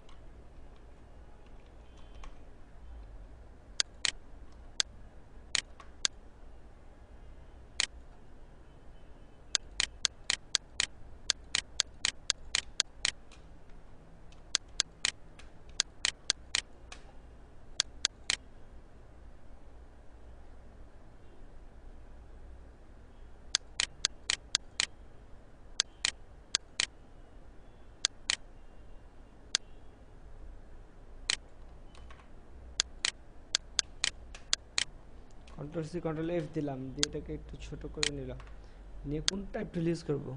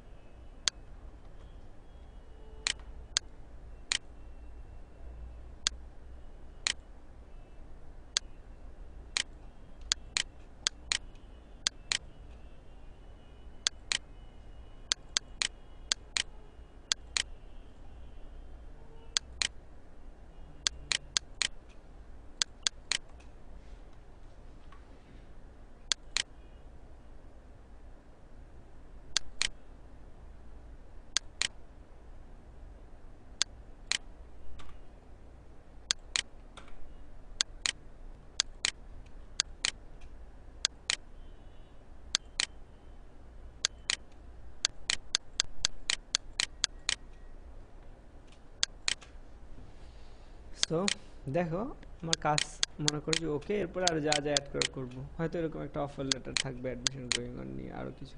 এখন আমাকে ফার্স্ট কাজ কি, কাজ যখন ডান হবে এরপর কাজ কি আমার আমার ফিনিশিং টাচ বোঝা। ফার্স্ট আমার ডিজাইন কমপ্লিট, এখন আমার কি করতে হবে, আমার ফিনিশিং টাচ বুঝতে হবে। সেই জন্য কী করবো, আমি পুরো কাজটা কমপ্লিট করার পরে আমার কাজগুলো এখন কী কী সেটা দেখো। ফার্স্ট আমি দেখবো যে আমার কোনো ভুল আছে কিনা, সাইজ টাইজগুলো ঠিক আছে কিনা। যেমন এখানে দেখো যে আমি ডকুমেন্টস নিয়েছি, ডকুমেন্টসে এটা কি হচ্ছে একটু বাইরে, তাহলে আমি এটাকে আগে সেট করি যে হ্যাঁ এই জিনিসগুলো ইনকমপ্লিট আছে, তাহলে এগুলোকে আমরা অবশ্যই চেষ্টা করব সেট করে ঠিক করার। দেখো এই কাজটা নিয়ে দেন আমি এটা সাইজ করে হয়তো এটার একদম অ্যালাইনমেন্টটাকে ঠিক রাখলাম যে হ্যাঁ এই পর্যন্তই হবে। এরপরে এগুলো বাইরে আছে, তাহলে এগুলোকে সিলেক্ট করে এগুলোকে অবশ্যই আমরা চেষ্টা করব যে জায়গা মতো সেট করার, যেন কোনো কিছুই বাড়তি না থাকে। সব ধরনের অ্যালাইনমেন্টগুলোকে আমরা দেখে নিব যে হ্যাঁ। তারপরে কি করব, এর মধ্যে যে আমরা যেটা করব সেটা হচ্ছে এগুলো ঠিক আছে কিনা। সে আমি এটাকে বোল্ড করব, দেন এটাকে আমি সিলেক্ট করে এটাকে আমি বোল্ড করে দিলাম। ওকে, এখানে আমার কোনো ধরনের স্পেলিং মিস্টেক আছে কিনা সেটা সবচাইতে ইম্পর্টেন্ট, যে আমার কোনো ধরনের স্পেলিং মিস্টেক আছে কিনা সেটাকে আমরা লক্ষ্য করি। কারণ যদি সামহাও কোনোভাবে আমাদের এখানে কোনো স্পেলিং মিস্টেক পড়ে যায় তাহলে কিন্তু সব শেষ, কারণ এটা প্রিন্টিংয়ে যাচ্ছে। সে দেখো এই জিনিসটা হয়তো 1 লাখ কপি হবে, 1 লাখ কপি মানে মনে করো যে একটার পিছনে খরচ হচ্ছে 3 লাখ টাকা, তাহলে 3 টাকা করে যদি খরচ হয় তাহলে 1 লাখ কপিতে 3 লাখ টাকা আমাদের খরচ, কি ঠিক না? এখন তোমার একটা ছোট্ট ভুলের জন্য এখানে অনেক কিছু হয়ে যেতে পারে। তো সেক্ষেত্রে আমরা যেটা করি, একটা কাজ কমপ্লিট করবো, একটা প্রিন্ট দেই, নর্মাল প্রিন্ট করে যার কাজ সে তাকে দেখাবো, সে দেখবে A to Z পড়বে, সে সিগনেচার করবে যে হ্যাঁ এটা ওকে আছে, যদি না থাকে তাহলে সে সেটা প্রুফ করে দিবে যে হ্যাঁ এই ভুলগুলো আছে, দেন ওটাকে কারেকশন করতে হবে।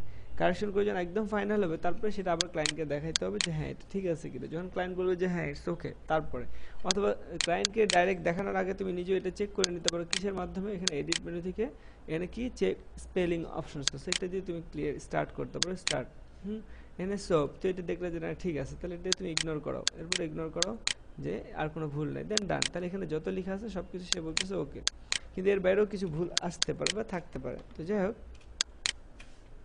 এভাবে এগুলোকে চেক করে না। এখন কথা হচ্ছে এখানে তো এটা বেশি আছে, তাই না? তাহলে এটাকে কিভাবে আমরা কাজ করব, এটাকে ক্রপ করব কিভাবে, কি করতে হবে এটাকে কাটার জন্য? হ্যাঁ, Ctrl+7 দিয়ে। হায় রে আল্লাহ, কি করব, প্রতিদিনই একগুলো জিনিস বোঝাচ্ছে। তাহলে এটা কি করব আমরা, ক্রপ করে, তাহলে এটা সিলেক্ট করে কি দিব, Ctrl+C, কোন সাইজে হবে, এই সাইজটাতে। তাহলে এই অবজেক্টটা Ctrl+C Ctrl+F দিলাম, দিয়ে এটাকে কি করি, অ্যারেঞ্জ দিয়ে ব্রিং টু ফ্রন্ট, সবার উপরে নিয়ে গেছি, তাই না? এখন এটা দিয়ে কোনটা কাটবো, এগুলো, আর বাকি কিছু তো কাটার দরকার নাই, তাই না? এই দুইটা বাইরে আছে, তাহলে এই দুইটা, আর কোনটা সিলেক্ট করব, এটা। কয়টা অবজেক্ট সিলেক্টেড তাহলে এখন, 3টা, এখানে 2টা আর এটা 3টা। এবার কি করব, উইন্ডো থেকে পাথফাইন্ডার্সে যাব, যে এটা কি দিব এবার, এই যে ক্রপে ক্লিক করলাম, বাস হয়ে গেল। এখন এখানে লেখাগুলো তুমি হাওয়া হয়ে গেছে, হাওয়া হয়নি, এগুলো সিলেক্ট করে এগুলোকে অ্যারেঞ্জ করে সেন্ড টু ব্যাক দাও, লিখে চলে আসছে, ঠিক আছে? তাহলে আমার এখন এটা একদম পারফেক্ট আছে। পারফেক্ট হলো, এবার তুমি এটা কি করবা, সেভ দিবা। হ্যাঁ, সেভ তো আগে দিবা, আগে থেকে সেভ করে দেবে, কিন্তু এখন এটা কি যেটা করতে হবে, এটা একটা সেভ কপি রেখে, কেমন বিষয়টা, এটাকে কি করতেছো, ফাইল থেকে সেভ দিচ্ছি আমি, সেভ ডেস্কটপে জাস্ট বুঝাই, টেস্ট ওয়ার্ক হিসেবে এটা হচ্ছে মনে করো যে আমার সিআইটি, হ্যাঁ পি, তো এটাকে আমি কি করলাম, সেভ দিলাম। তো এটা আমার সেভ হচ্ছে, বারবার ওভাবে কাজ করে যাচ্ছে, কিন্তু এখানে হয়তো কিছু আমি স্টাইলিশ টেক্সট ইউজ করছি, যেটা এরকম অনেক কিছু হতে পারে। এখন আমার এই ফাইলটা যখন কমপ্লিট হয়ে গেলে, এখন আমার কি করা উচিত, এই ফাইলটাকে আমি প্রেসে পাঠাবো। তো প্রেসে পাঠানোর জন্য কি করা উচিত সেটা দেখো। এটাকে সর্বপ্রথম আমরা আরেকটা সেভ এজ দিতে পারি। হ্যাঁ, আরেকটা সেভ এজ দিয়ে এটাকে আমরা কি করলাম, set2 নামে সেভ রাখলাম। সবসময় সেভ এজ দিয়ে আপডেটের সময় সেভ এজ দিয়ে, এবার কি করবো, এগুলো টেক্সটগুলোকে আমরা কি করবো, টেক্সটগুলোকে অবজেক্টে কনভার্ট করে দিতে হবে। তাহলে সেক্ষেত্রে টেক্সটগুলো সিলেক্ট করে কি করবো, আমরা যতগুলো টেক্সট আছে সমস্ত টেক্সটগুলো সিলেক্ট করে কি করব, টাইপ মেনু থেকে কি দিব, ক্রিয়েট আউটলাইন। তাহলে কি হবে, টেক্সটটা কিসে পরিণত হবে, অবজেক্টে, ক্রিয়েট আউটলাইন দিয়ে নিব। তাহলে এই সমস্যাটা কি হবে না, এই ফাইলটা যখন আমরা প্রেসে নিয়ে যাব, কোনো ফন্ট মিসিং এর কোনো সম্ভাবনা থাকবে না। তাহলে এটা একটা বড় বিষয় না? এর আগে কি কি বিষয়, ডিজাইন হয়েছে, ডিজাইনের অ্যালাইনমেন্ট দেখছি, সেভ করছি, তারপর এটা প্রুফ দেখাইছি, স্পেলিং চেক করছি, ক্লায়েন্টকে দেখাইছি, ক্লায়েন্টের কাছ থেকে নিছি, সব কিছু যখন ওকে, তারপর এটা একটা সেভ এস করে এটাকে কি করলাম, আউটলাইন করলাম। এবার এটাকে আরেকবার সেভ দিই, হয়েছে? এবার লাস্ট টাইম আমি সেভ দেব। লাস্ট টাইম কি, এটা যখন সব কিছু ওকে, Ctrl+2 দিয়ে সব কিছু ওকে আছে, ফাইন।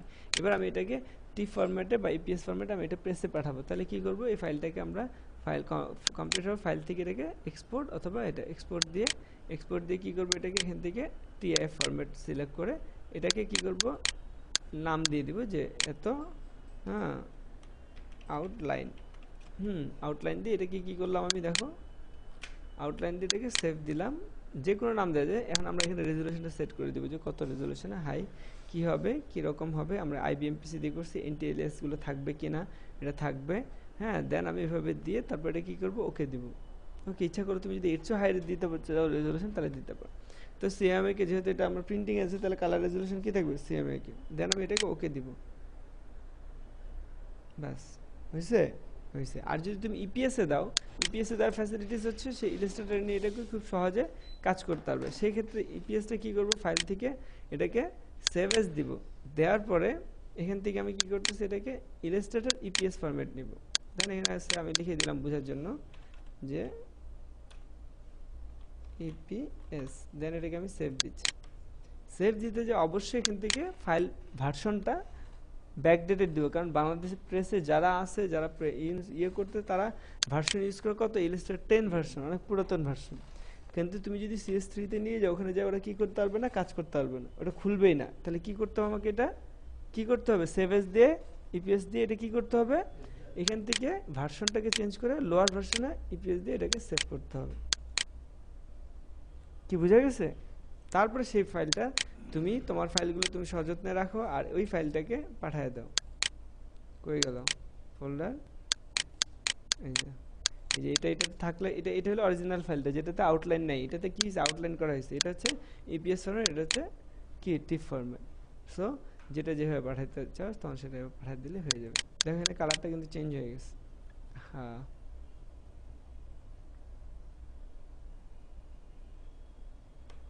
ঠিক আছে, ওখানে চেঞ্জ দেখাচ্ছে।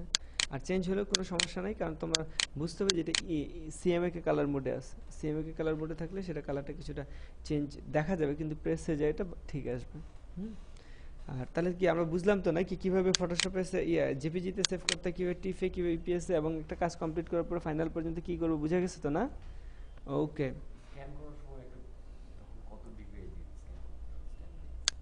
স্ক্যান করে পিকচার, এটা ডিপেন্ড করতেছে, আমরা 600 নিতে পারি, যত বেশি নিব, কিন্তু স্ক্যানার ভালো হইতে হবে। স্ক্যানার তত ভালো স্ক্যান করতে পারে না, যদি না করতে তাহলে তো সমস্যা।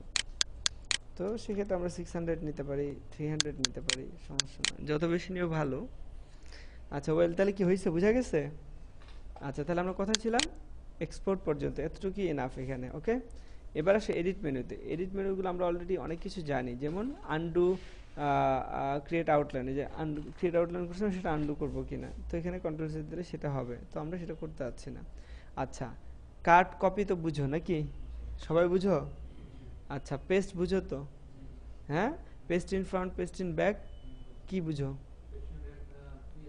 পিছনে পেস্ট হবে, আর পেস্ট ইন ফ্রন্ট উপরে হবে, আর ক্লিয়ার দিলে কিছু থাকবে না। আচ্ছা, find and replace, find and replace বুঝো? বুঝো না?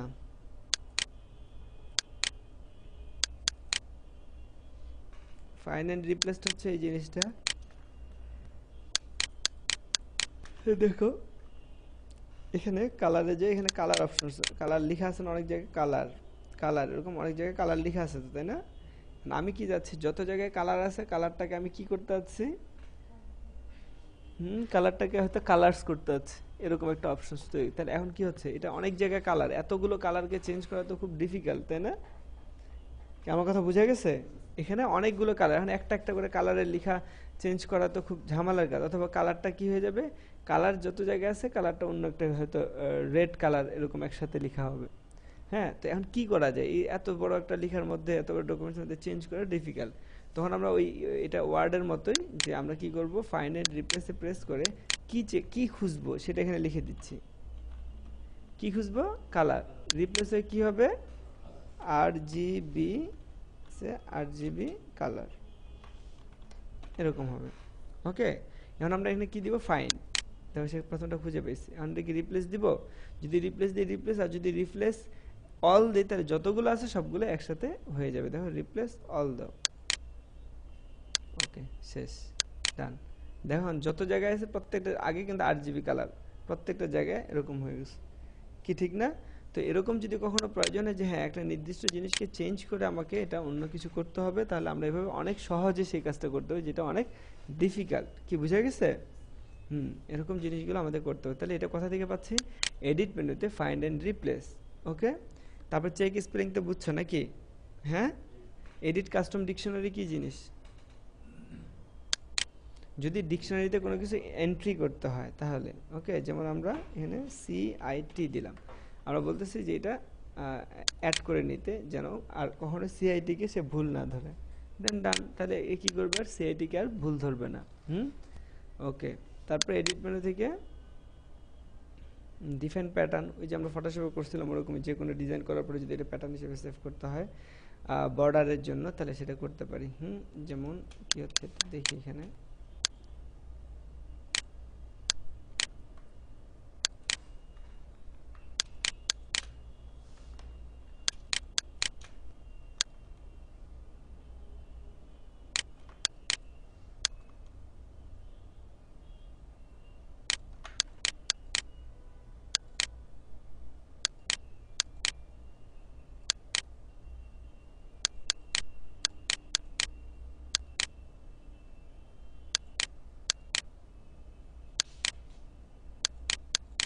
So this one.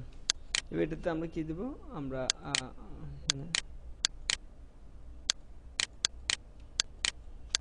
এরকম। তো এখানে চেঞ্জ করে দিই এরকম। কারণ এই জিনিসটাকে আমরা একটা প্যাটার্ন হিসেবে, তো এটা সিলেক্ট করার পর এডিট মেনু থেকে কি দিব, ডিফাইন প্যাটার্ন, তারপরে নিউ প্যাটার্ন, এটার নাম দিয়ে আমরা এটাকে সেভ করতে পারি। ওকে, তাহলে এটা একটা প্যাটার্ন হিসেবে সেভ হবে।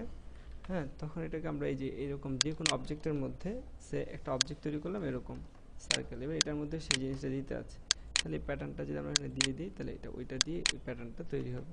বুঝে গেছে? এরকম যে কোনো ওয়েল, তো সেই ক্ষেত্রে প্যাটার্ন আমরা নিজেরা তৈরি করে নিতে পারি এরকম কোনো কিছু যদি আমরা প্রয়োজন হয় তাহলে। এরপরে কি আছে, এডিট থেকে প্যাটার্ন আমরা বুঝলাম, এডিট কালার, কালার এটা দরকার নেই আমাদের। এরপর আছে ট্রান্সপারেন্সি প্রিসেট, এগুলো আপাতত দরকার নেই, এটা আমরা প্রিন্টিংয়ের যখন তোমরা লাস্ট প্রেসে যাবা তারপর এখান থেকে কিছু জিনিস আমরা দেখাবো। এর বাইরে যেমন তোমার আছে যেমন কিবোর্ড শর্টকাট, যদি কোনো কিবোর্ড শর্টকাট তোমার চেঞ্জ করার দরকার হয় ফটোশপের মতোই কিবোর্ড শর্টকাটে প্রেস করে তারপরে যেমন তোমার বারবার প্লেস করতে হয় ইমেজ, কিন্তু প্লেসের কোনো শর্টকাট কি আছে? নেই। তাহলে প্লেসের শর্টকাটকে আমি তৈরি করবো, তাহলে কিভাবে করবো বলো তো, কি করব? কোথায় যাব? এখান থেকে আমরা কোথায় যাব? এখান থেকে কোথায় যাব? মেনু কমান্ডে যাব। মেনু কমান্ডে যায় কোথায়? ফাইল, ফাইলের মধ্যে প্লেস, ফাইলে যায় কোথায়? ফাইলে যে এখানে প্লেস আছে, প্লেসের মধ্যে ক্লিক করে তারপরে যে ক্লিক করে এখানে আমরা শর্টকাটটা লিখে দিব, তাহলে কি হবে, ওই ফাইল প্লেস করে, যেমন আমি দিতে আছি কন্ট্রোল অল্টার পি, অলরেডি আছে, কন্ট্রোল অল্টার শিফট পি হবে না, control alter P, alter P, হ্যাঁ না, কন্ট্রোল হবে না, এগুলো দিয়ে অলরেডি আছে। কন্ট্রোল কে তো আছে, সব কিছুই আছে অলরেডি, সব কিছু দিয়ে আছে। আচ্ছা আমরা কন্ট্রোল কি দিই, কন্ট্রোল অল্টার F9, হ্যাঁ ঠিক আছে, কন্ট্রোলটা F9 দিয়ে এটা আমি কি করলাম, ওকে করলাম, দেন এন্টার ফাইল নেম, একটা ফাইল নেম তৈরি করতে হয়, যদি যেহেতু আমি এটা সেভ করতেছি, এটা যদি সেভ দিই আর ওকে দিয়ে যেটা দিই সে ফাইল নেম যাচ্ছে, তো আমি এটা ফাইল নেম দিলাম। ওকে, এখন আমরা এই ফাইলের মধ্যে যখন কাজ করব তখন আমার একটা পিকচার এখানে দরকার, জাস্ট আমি কন্ট্রোল কি দিয়েছিলাম, অল্টার F9, দেখো ফাইল, তারপর আমি এখানে প্লেস করতে, তাহলে কি হয়ে গেল, সহজ হয়ে গেল কি, ঠিক না? তাহলে আমাদের কাজগুলো সহজ হয়ে গেল। কি বোঝা গেছে? পারা যাবে তো না? তাহলে ওখান থেকে আবার যে তুলে দিতে হবে, ওটা ডিলিট করে দিতে হবে। বুঝা গেছে? ওয়েল, তো তাহলে আমরা এডিট মেনু থেকে বুঝলাম যে এগুলোর কাজ কি। এবার প্রেফারেন্স, প্রেফারেন্স থেকে ওই যে এর আগের মতোই জেনারেল, হ্যাঁ জেনারেলে যায় কিবোর্ড ইনক্রিমেন্ট। কিবোর্ড ইনক্রিমেন্ট কি জিনিস বুঝছো?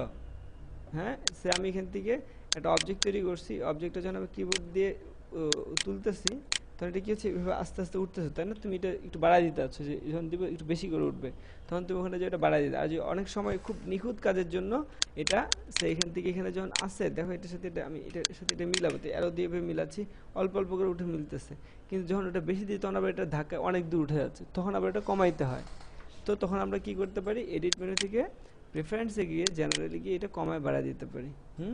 আচ্ছা, তারপর কার্সার রেডিয়াস, ওই যে কার্সার যে রেডিয়াসটা আছে, ওই কর্নার রেডিয়াস যখন আমরা এখান থেকে রাউন্ডেড রেক্টাঙ্গেল তখন কতটুকু থাকবে বাই ডিফল্ট সেটা এখানে দিয়ে দেওয়া যায়। এর বাইরে যেমন আছে যেমন এগুলো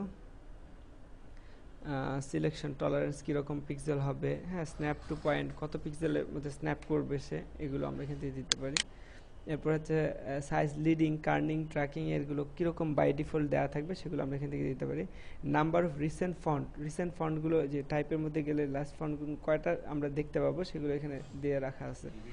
আর হ্যাঁ, আর এখানে কি দিচ্ছে, ট্র্যাকিং, ওই যে 100 ট্র্যাকিং এগুলো তো এখন আছে।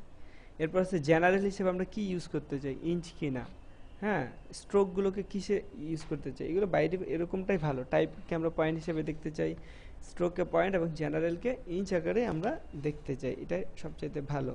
ওকে, তারপর হচ্ছে গাইডের যে কালার, যে আমরা কন্ট্রোল আর রুলার থেকে যে গাইডগুলো নেই, গাইডের কালারগুলো কি হবে, আমরা এখান থেকে কালার চেঞ্জ করতে পারি। হ্যাঁ, তারপর হচ্ছে গ্রিডের কালারগুলো কেমন হবে, গ্রিড বোঝা গেছে, যে চিকন চিকন যে রুলার একদম পুরো ইয়ে যে আসে গ্রাফের মতন, গ্রাফের মধ্যে, সেটা গ্রিডের কালারটা কেমন হবে সেটা আমরা এখান থেকে দিতে পারি।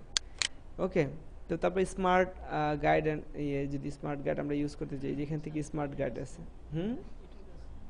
স্মার্ট গাইড দেখাচ্ছি। এই যে স্মার্ট গাইডে ডিসপ্লে অপশন কী কী দেখা, টেক্সট লেভেল হিন্টস, হ্যাঁ, তারপর কী দিছে, constructions guide, transform tools, object highlighted, এগুলো এখানে কত কত ডিগ্রিতে সে শো করবে এগুলো এখানে দিয়ে দেয়, 45 ডিগ্রি, 90 ডিগ্রি এবং 135 ডিগ্রির অবজেক্টগুলোকে সে দেখাবে। একটু পরে দেখাচ্ছি এটা, দেখো। তারপরে এই ল্যাঙ্গুয়েজ হিসেবে ইংলিশ ইউএস, এটা ঠিক আছে।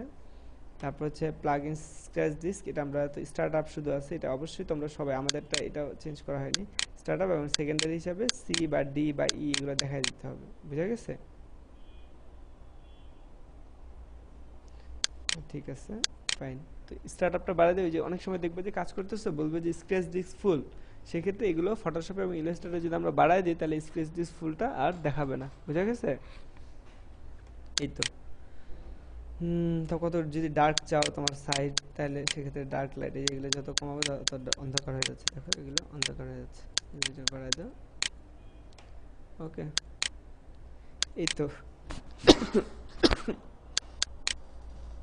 হয়েছে, এই হচ্ছে বিষয়। তো তাহলে আমরা কি দেখলাম, এডিট মেনু থেকে এই জিনিসগুলো ক্লিয়ার হলো। এবার অবজেক্ট মেনু, অবজেক্টের মধ্যে কি আছে, ট্রান্সফর্ম। ট্রান্সফর্ম তো জানো তাই না, ট্রান্সফর্ম ফাংশন ফটোশপে দেখছো না, ওই যে মুভ, রোটেট, এখানে যেমন আছে, এখানে ট্রান্সফর্ম ফাংশনগুলো একটু আলাদা। মুভ আছে, রোটেট আছে, রিফ্লেক্ট, স্কেল এবং শেয়ার। শেয়ারের কাজ কি দেখো, শেয়ারের কাজ হচ্ছে এরকম, তুমি যত বাড়াবা সেখানে 25 দাও, দিয়ে প্রিভিউটা অন করো, এই যে অবজেক্টের শেয়ার হচ্ছে এভাবে।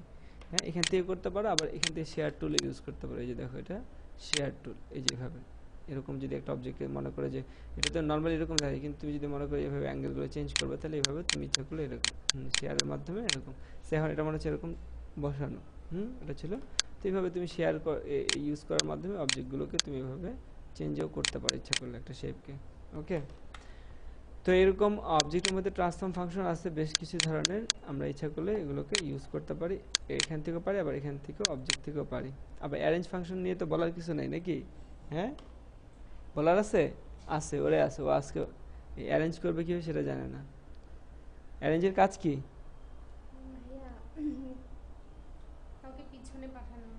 অবজেক্টগুলোকে উপরে নিচে নেয়ার যদি আমার প্রয়োজন হয় তাহলে সেক্ষেত্রে। আচ্ছা, গ্রুপের কাজ কি, একাধিক অবজেক্টকে একত্রিত করা, তাই না? আচ্ছা, আনগ্রুপ জানা আছে, লক জানা আছে, আনলক জানা আছে, হাইড জানা আছে, শো জানা আছে, আছে না এগুলো? আচ্ছা, তারপরে এক্সপান্ড জানা আছে, এক্সপান্ডের কাজ কি, স্ট্রোককে ভেঙে ফিলে পরিণত করার জন্য। আচ্ছা, এক্সপান্ড অ্যাপিয়ারেন্সের কাজ কি,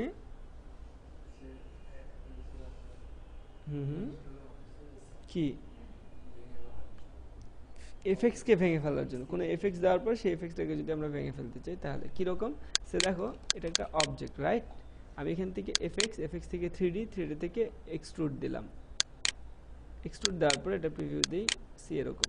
এবার আমি এটাকে এই অ্যাঙ্গেলে নিলাম, হয়েছে? এরকম একটা অবজেক্ট তৈরি করলাম, দেন আমি ওকে দিলাম। তাহলে এটা কি এফেক্ট দিছি না কি দিছি, এফেক্টস দিছি। আর এটাকে যদি আমি এরকম শেয়ার দিয়ে এরকম শেয়ারের কাজ করি তাহলে অবজেক্টটা নষ্ট হয়ে যেতে পারে, তো যেরকম চাচ্ছে হয়তো সেরকম থাকতেছে না।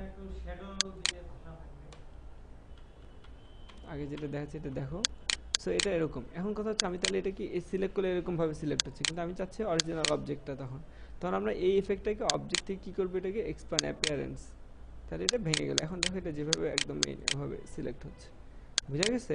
এটা আনগ্রুপ করে ইচ্ছা করে তুমি এগুলো পার্ট পার্ট আলাদা করতে পারো, কই প্রত্যেকটা পার্ট আলাদা হওয়ার কথা তো, একটা হলে যে আলাদা হবে, বুঝা গেছে? তো এটা কি হচ্ছে, এফেক্টসটাকে ভেঙে ফেলার জন্য কি হচ্ছে, এক্সপ্যান্ড অ্যাপিয়ারেন্স। দেখো আমি এরকম একটা কাজ করলাম, কীরকম, সি দিস টাইপ,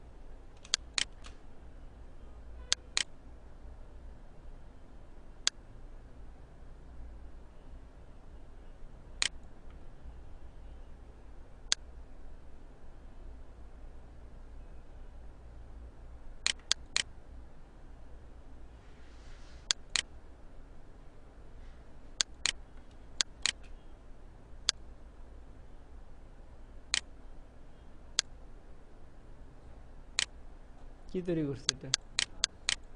গ্লাস। কেমনে বুঝলে? এখন এটা কি করবো আমি? এটা সিলেক্ট করবো, এটা স্ট্রোকে একটা কালার দিতে পারি, যে কালারের গ্লাসটা আমি চাচ্ছি সেটা একটা কালার দিয়ে ফাইন। এবার আমি এটা সিলেক্ট করে কি করতেছি, এফেক্ট 3D কি দিব, রিভলভ।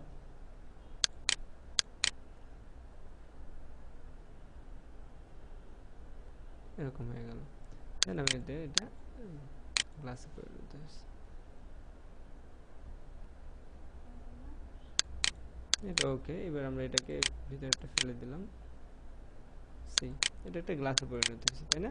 এখন তুমি চাচ্ছ এটা এই অ্যাঙ্গেলের একটা অ্যাঙ্গেলটা চেঞ্জ করতে চাচ্ছ বা এরকম কিছু চাচ্ছ, তাহলে সেক্ষেত্রে সেটা কীভাবে করবা?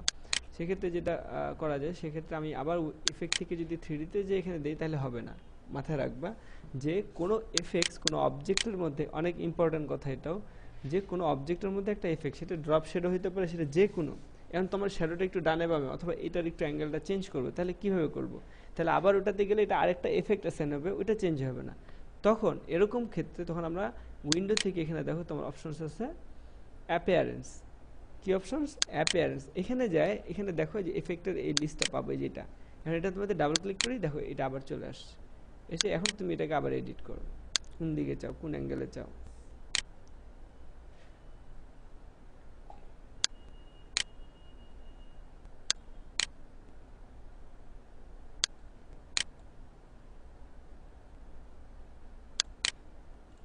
বুঝা গেছে বিষয়টা?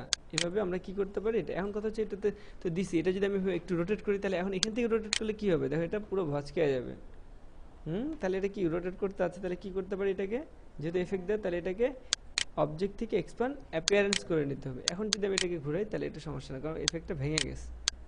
কি ঠিক না? ক্লিয়ার? তাহলে আমরা দুইটা জিনিস এখানে আবার শিখলাম, একটা হচ্ছে অ্যাপিয়ারেন্সের কাজ আর একটা হচ্ছে এক্সপ্যান্ড অ্যাপিয়ারেন্সের কাজ। বলো দুইটার মধ্যে পার্থক্য কি?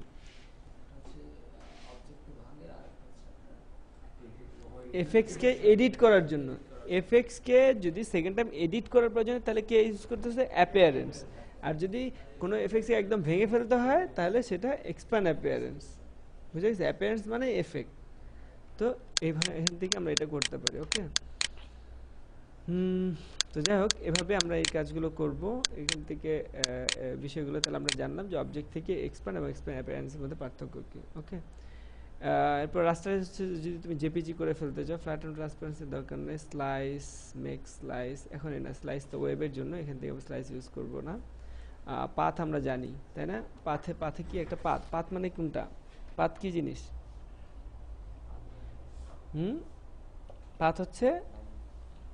পাথ হচ্ছে বর্ডারকে বোঝানো হচ্ছে, লাইনকে বোঝানো হচ্ছে। ওকে, অন্য কিছু না। তো এই পাথের মধ্যে এতগুলো ফাংশন কি করে এগুলো? হ্যাঁ, আমরা পাথে কি কাজ, যখন আমরা কোনো পাথ তৈরি করছি, দেখো এটা একটা পাথ এরকম ক্রিয়েট করছি, রাইট? একটু করছি। এবার এটা এই পাথটাকে কি করা যায়, দেখো এই পাথটা তৈরি করছি, এখান থেকে অবজেক্টে গেলে পাথের সমস্ত ফাংশন, জয়েন্টে ক্লিক করলে দেখো অটোমেটিক ওই খোলাটা জয়েন্ট নিয়ে নেবে। বুঝা গেছে? আচ্ছা, তারপর কি আছে? অবজেক্ট থেকে পাথ, এখানে আছে অ্যাভারেজ। অ্যাভারেজ দিলে সে কি করবে? এখানে তিনটা অপশন আছে অ্যাভারেজ। হরিজন্টাল এক্সিস জয়েন করবে, হরিজন্টালি সে অ্যাভারেজ করবে না, ভার্টিক্যালি না, বোথ। তো আমি যদি এটা, আমরা যদি হরিজন্টালি ওকে দিই তাহলে এরকম হচ্ছে। হ্যাঁ, আমরা যদি এটাকে অবজেক্ট পাথ অ্যাভারেজে যে যদি এটা ভার্টিক্যালি দিই তাহলে এরকম হবে। মানে মানে মিলাই নিবে এভাবে, জাস্ট যে পাশে আমরা দিই সেভাবে। ওকে, আর যদি এই দুটা পয়েন্ট সিলেক্ট করে যদি আমরা এখানে অ্যাভারেজ দিই, অবজেক্ট পাথ, এখানে যদি অ্যাভারেজ যায়, যদি আমরা এখানে সে হরিজন্টালি দিই তাহলে কী দেখা দেখি, এই যে দুটাকে সমান লেভেলে নিয়ে আসছে। ওকে, হ্যাঁ। তো যাই হোক, এইভাবে আমরা কাজগুলো করতে পারি যে পাথের মধ্যে। এখন এখানে দেখো বিষয় যেটা, অবজেক্ট পাথ, এখানে আরও অপশন আছে আউটলাইন স্ট্রোক। আউটলাইন স্ট্রোক মানে কি? ওই যে আমরা এখান থেকে করে আসছি এক্সপান্ড, আবার এখান থেকেও পারি। পাথ কি? Outline stroke. দেখো এটা তাহলে কি হলো, এখন এটা ফিলে পরিণত হয়েছে না? এটা কিন্তু ফিলে পরিণত হয়েছে। এই যে দেখো, এটা কি এখন ফিল নাকি স্ট্রোক? এটা কি ফিল না স্ট্রোক? এখন এটা ফিল হয়ে গেছে। যে দেখো, এটা দেখলে বুঝতে পারবে, পয়েন্টগুলো দেখো, আমরা টেনে টেনে আলাদা করতে হবে। এটা কি হয়ে গেছে? ফিল। তাহলে কোথা থেকে করলাম এটা? আউটলাইন স্ট্রোকের মাধ্যমে আমরা একটা পাথকে বা একটা স্ট্রোককে ফিলে পরিণত করতে পারি। এরপরে কি আছে? Offset path. অফসেট মানে কি? আমরা এটা অলরেডি করে আসছি। একটা ভিজিটিং কার্ড, তারপরে এর ক্ষেত্রে আমরা অফসেট পাথ করে আসছি, কারণ আমরা জানি যে একটা ভিজিটিং কার্ড করতে হলে 10% অফসেট পাথ করে আসতে হয়, কি ঠিক না? কি অফসেট পাথ বুঝছো কি জিনিস? এই যে সে একটা ভিজিটিং কার্ড কত সাইজ হয়, এখান থেকে ভিজিটিং কার্ড ক্লিক করলাম, এটা উইথ নিচ্ছি 3.2, হাইট নিচ্ছি 1.8, দেন ওকে ফাইন, এটা ভিজিটিং কার্ড আসছে। এখন আমার ভিজিটিং কার্ড আসছে না, এখন আমাকে বলা হচ্ছে ভিজিটিং 10% ছেড়ে তারপরে কাজ করতে ভিতরে, তাহলে এই অবজেক্টে একটা অফসেট পাথ নিব না আমরা, কি মাইনাস না প্লাসে নিব? মাইনাসে, তাহলে এটা সিলেক্ট করে অবজেক্ট পাথ অফসেট পাথে গেলাম, যে এটা কি নিব মাইনাস, মাইনাস দিয়ে কি দিব প্রিভিউ দাও, এটা 0.139, এটা ঠিক আছে ওকে দাও, তাহলে কি এটা একটা অফসেট, এটা একটা অফসেট ক্রিয়েট করছে, কি ঠিক আছে? কিন্তু যখন আমরা এরকম ওপেন পাথ, এটা ছিল কি ক্লোজ পাথ, কিন্তু ওপেন পাথের যখন আমরা একটা অফসেট পাথ তৈরি করি তখন কি হয় দেখো, সি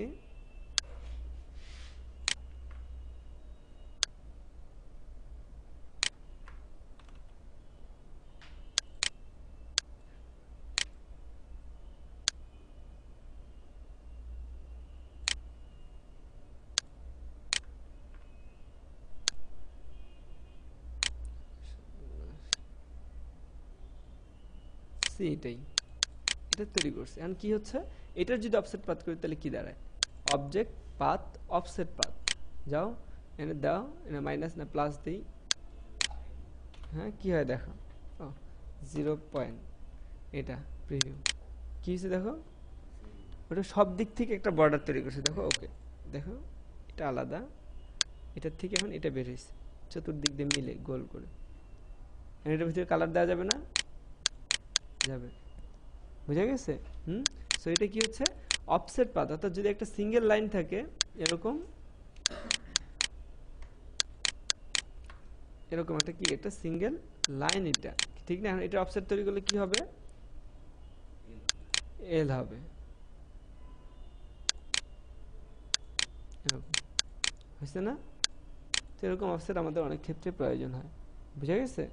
এরকম অফসেট আমাদের অনেক ক্ষেত্রে প্রয়োজন হয়, তখন আমরা যেন এরকম অফসেট পাথগুলো করতে পারি। ওকে, দেন নেক্সট এখান থেকে অবজেক্ট পাথ সিম্পলিফাই, এটা দিয়ে পাথটাকে যদি পাথের মধ্যে কোনো কার্ভ বা স্মুথনেস আনার প্রয়োজন হয় তাহলে আমরা এটা দিয়ে একটা পাথের মধ্যে স্মুথনেস বা এরকম আমরা সিম্পলিফাইয়ের মাধ্যমে এগুলো করতে পারি, বুঝা গেছে? এরকম ভাবে। আর কি আছে, object path add anchor point, যদি তুমি এটা মানে আরো পয়েন্ট অ্যাড করতে চাও তাহলে অ্যাড অ্যাঙ্কার পয়েন্ট দিয়ে, এখানে অ্যাঙ্কার পয়েন্ট অ্যাড হয়েছে আর বেশি, যেখানে ছিল না এখানে অ্যাড হয়েছে, কি হয়েছে না? আরো যদি সিলেক্ট করে আবার দিই তাহলে কি হবে, আরো পয়েন্ট অ্যাড হবে, যে অ্যাঙ্কার পয়েন্টগুলো আরো বাড়বে। হ্যাঁ হ্যাঁ ঠিক আছে, এটার মধ্যে দিব, এটার মধ্যে দেখো যতটুকু আছে object path remove anchor point, হ্যাঁ সব চলে গেছে। আর আমি যদি এটা সিলেক্ট করে নিই যে সি আমি এই অ্যাঙ্কার পয়েন্টগুলো চাচ্ছি না, এই কয়েকটা, তাহলে এই কয়েকটা সিলেক্ট করে আমি যদি ডিলিট দিই তাহলে কি হবে, পুরো অবজেক্টটাই ডিলিট হবে। কিন্তু আমি যদি এখান থেকে পাথ রিমুভ অ্যাঙ্কার পয়েন্ট দিই তাহলে অবজেক্টটা থাকবে, শুধু ওখানকার অ্যাঙ্কার পয়েন্টগুলো চলে যাবে, বুঝা গেছে? যেটা আমরা পেন টুল দিয়ে করি, পেন টুল দিয়ে করি না রিমুভ অ্যাঙ্কার পয়েন্ট, ওকে সেই জিনিসটাই। ওয়েল, তো ওখান থেকে কমানো যায় বাড়ানো যায় পাথের মধ্যে যদি পয়েন্ট অ্যাড করার দরকার। আর ডিভাইড অবজেক্ট বিলো, অর্থাৎ কোনো একটা এটা অবজেক্ট আছে তার নিচের অবজেক্টের সাথে ডিভাইড হবে, দেখি কেমন হয়।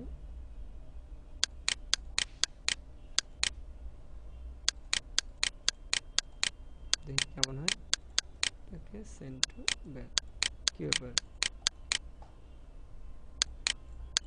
সে সিলেক্ট করলাম, দেখি অবজেক্ট, ও এটা তো পাথ নেই,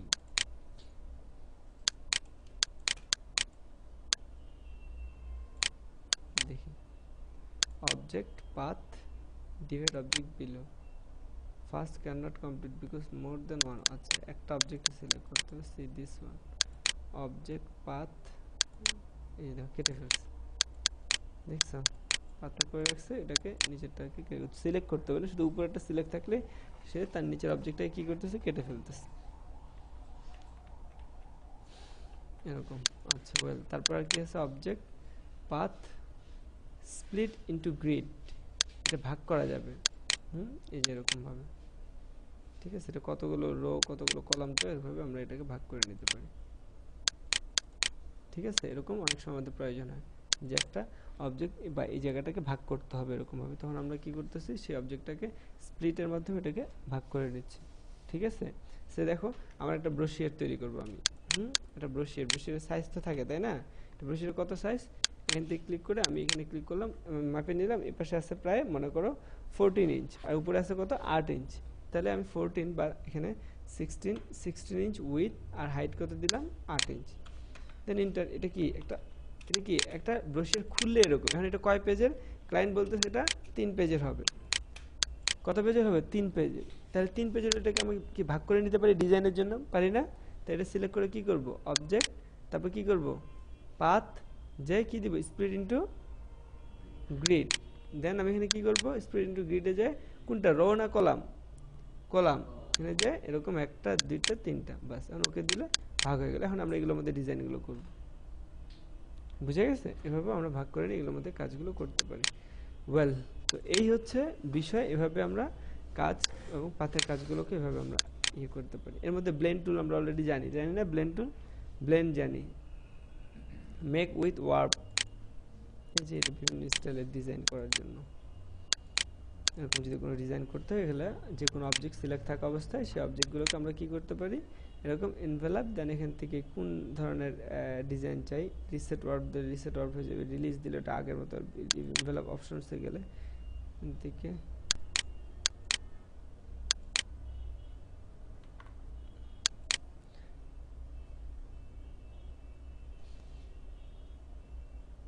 রিসেট উইথ,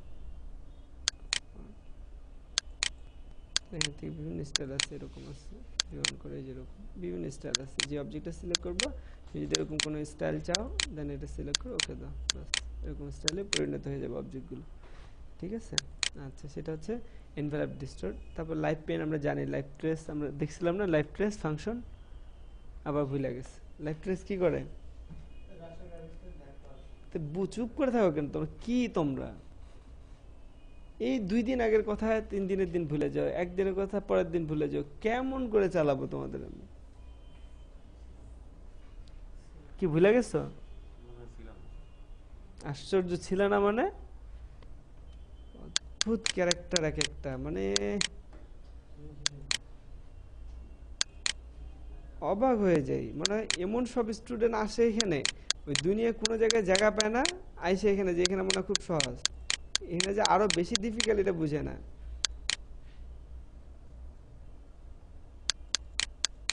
আশ্চর্য আশ্চর্য হয়ে যায়।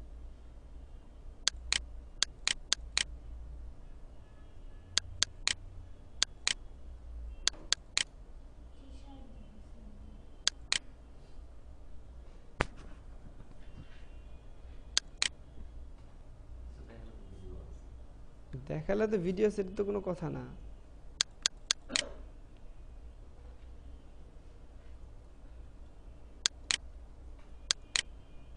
প্লেস করলাম, এটা কি, এটা রাস্টার, তাহলে এটা ভেক্টর করতে হলে কি করলাম, অবজেক্ট থেকে লাইভ ট্রেস, ট্রেসিং অপশনস, দেন এখান থেকে আমি এটাকে কি করব, কালার করলে কালার, দেন প্রিভিউ অন করি, বাস এটা ভেক্টরে পরিণত হচ্ছে।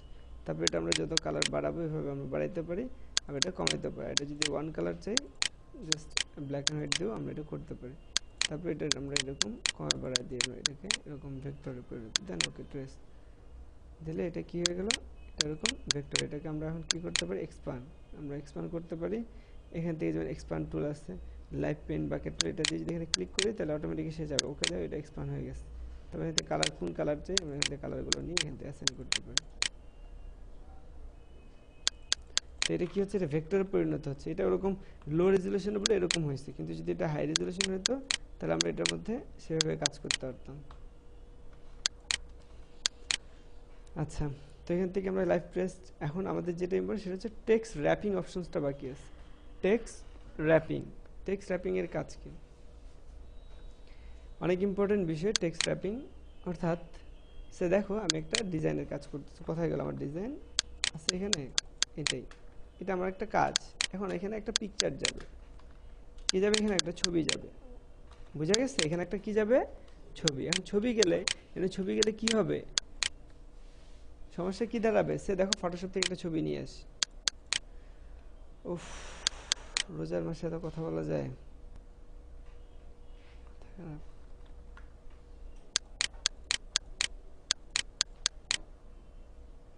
এটা তো পাথ করাও নাই।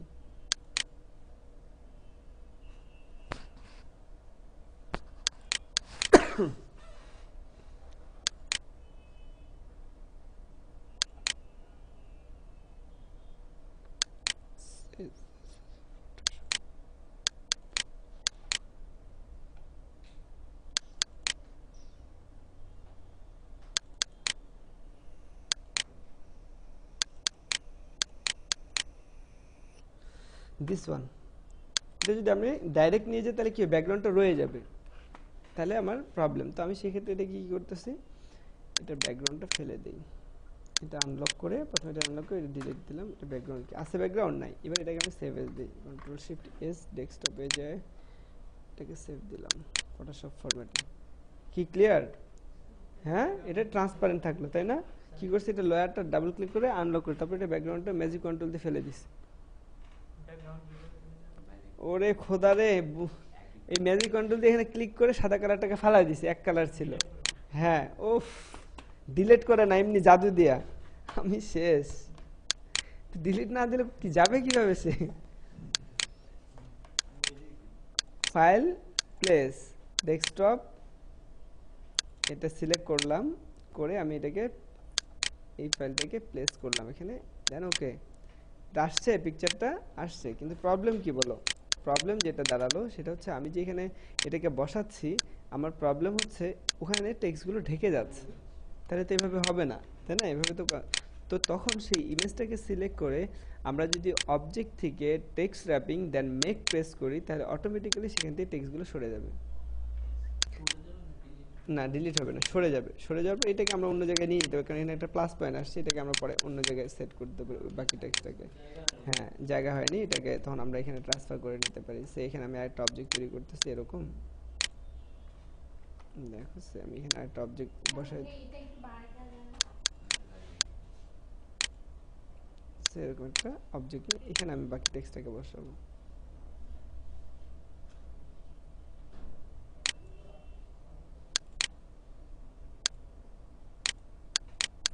এখানে যে কন্ট্রোল সি কন্ট্রোল এফ দিলাম কেন, দুইটা অবজেক্ট তৈরি করার জন্য, তাই না?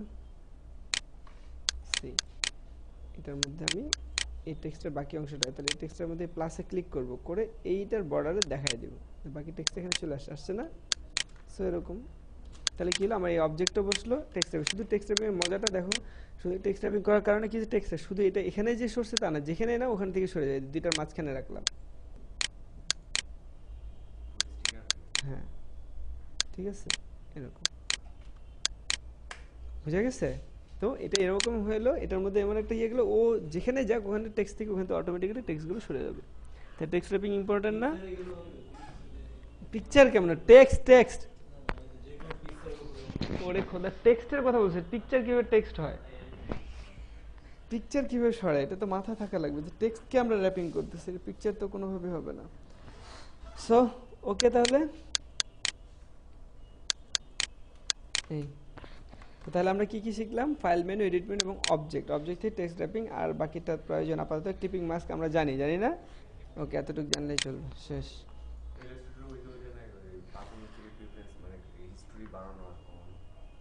না না, ওটা তো করিনি, ইলাস্ট্রেটরে আছে কিনা দেখিনি। কন্ট্রোল জেড, তাই থাকার তো কথা।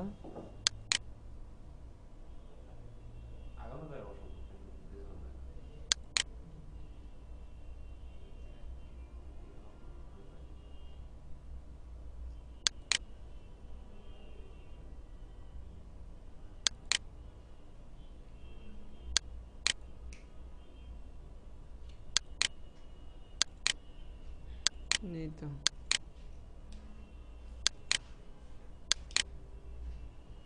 নেই। আচ্ছা, দেখবেন এটা। ঠিক আছে তাহলে, ওকে, আচ্ছা দেখায়, টাইম শেষ, আর ক্লাসের টাইম হয়ে গেছে। আচ্ছা, কি কাজ তো দেই, কাজ তো দিই।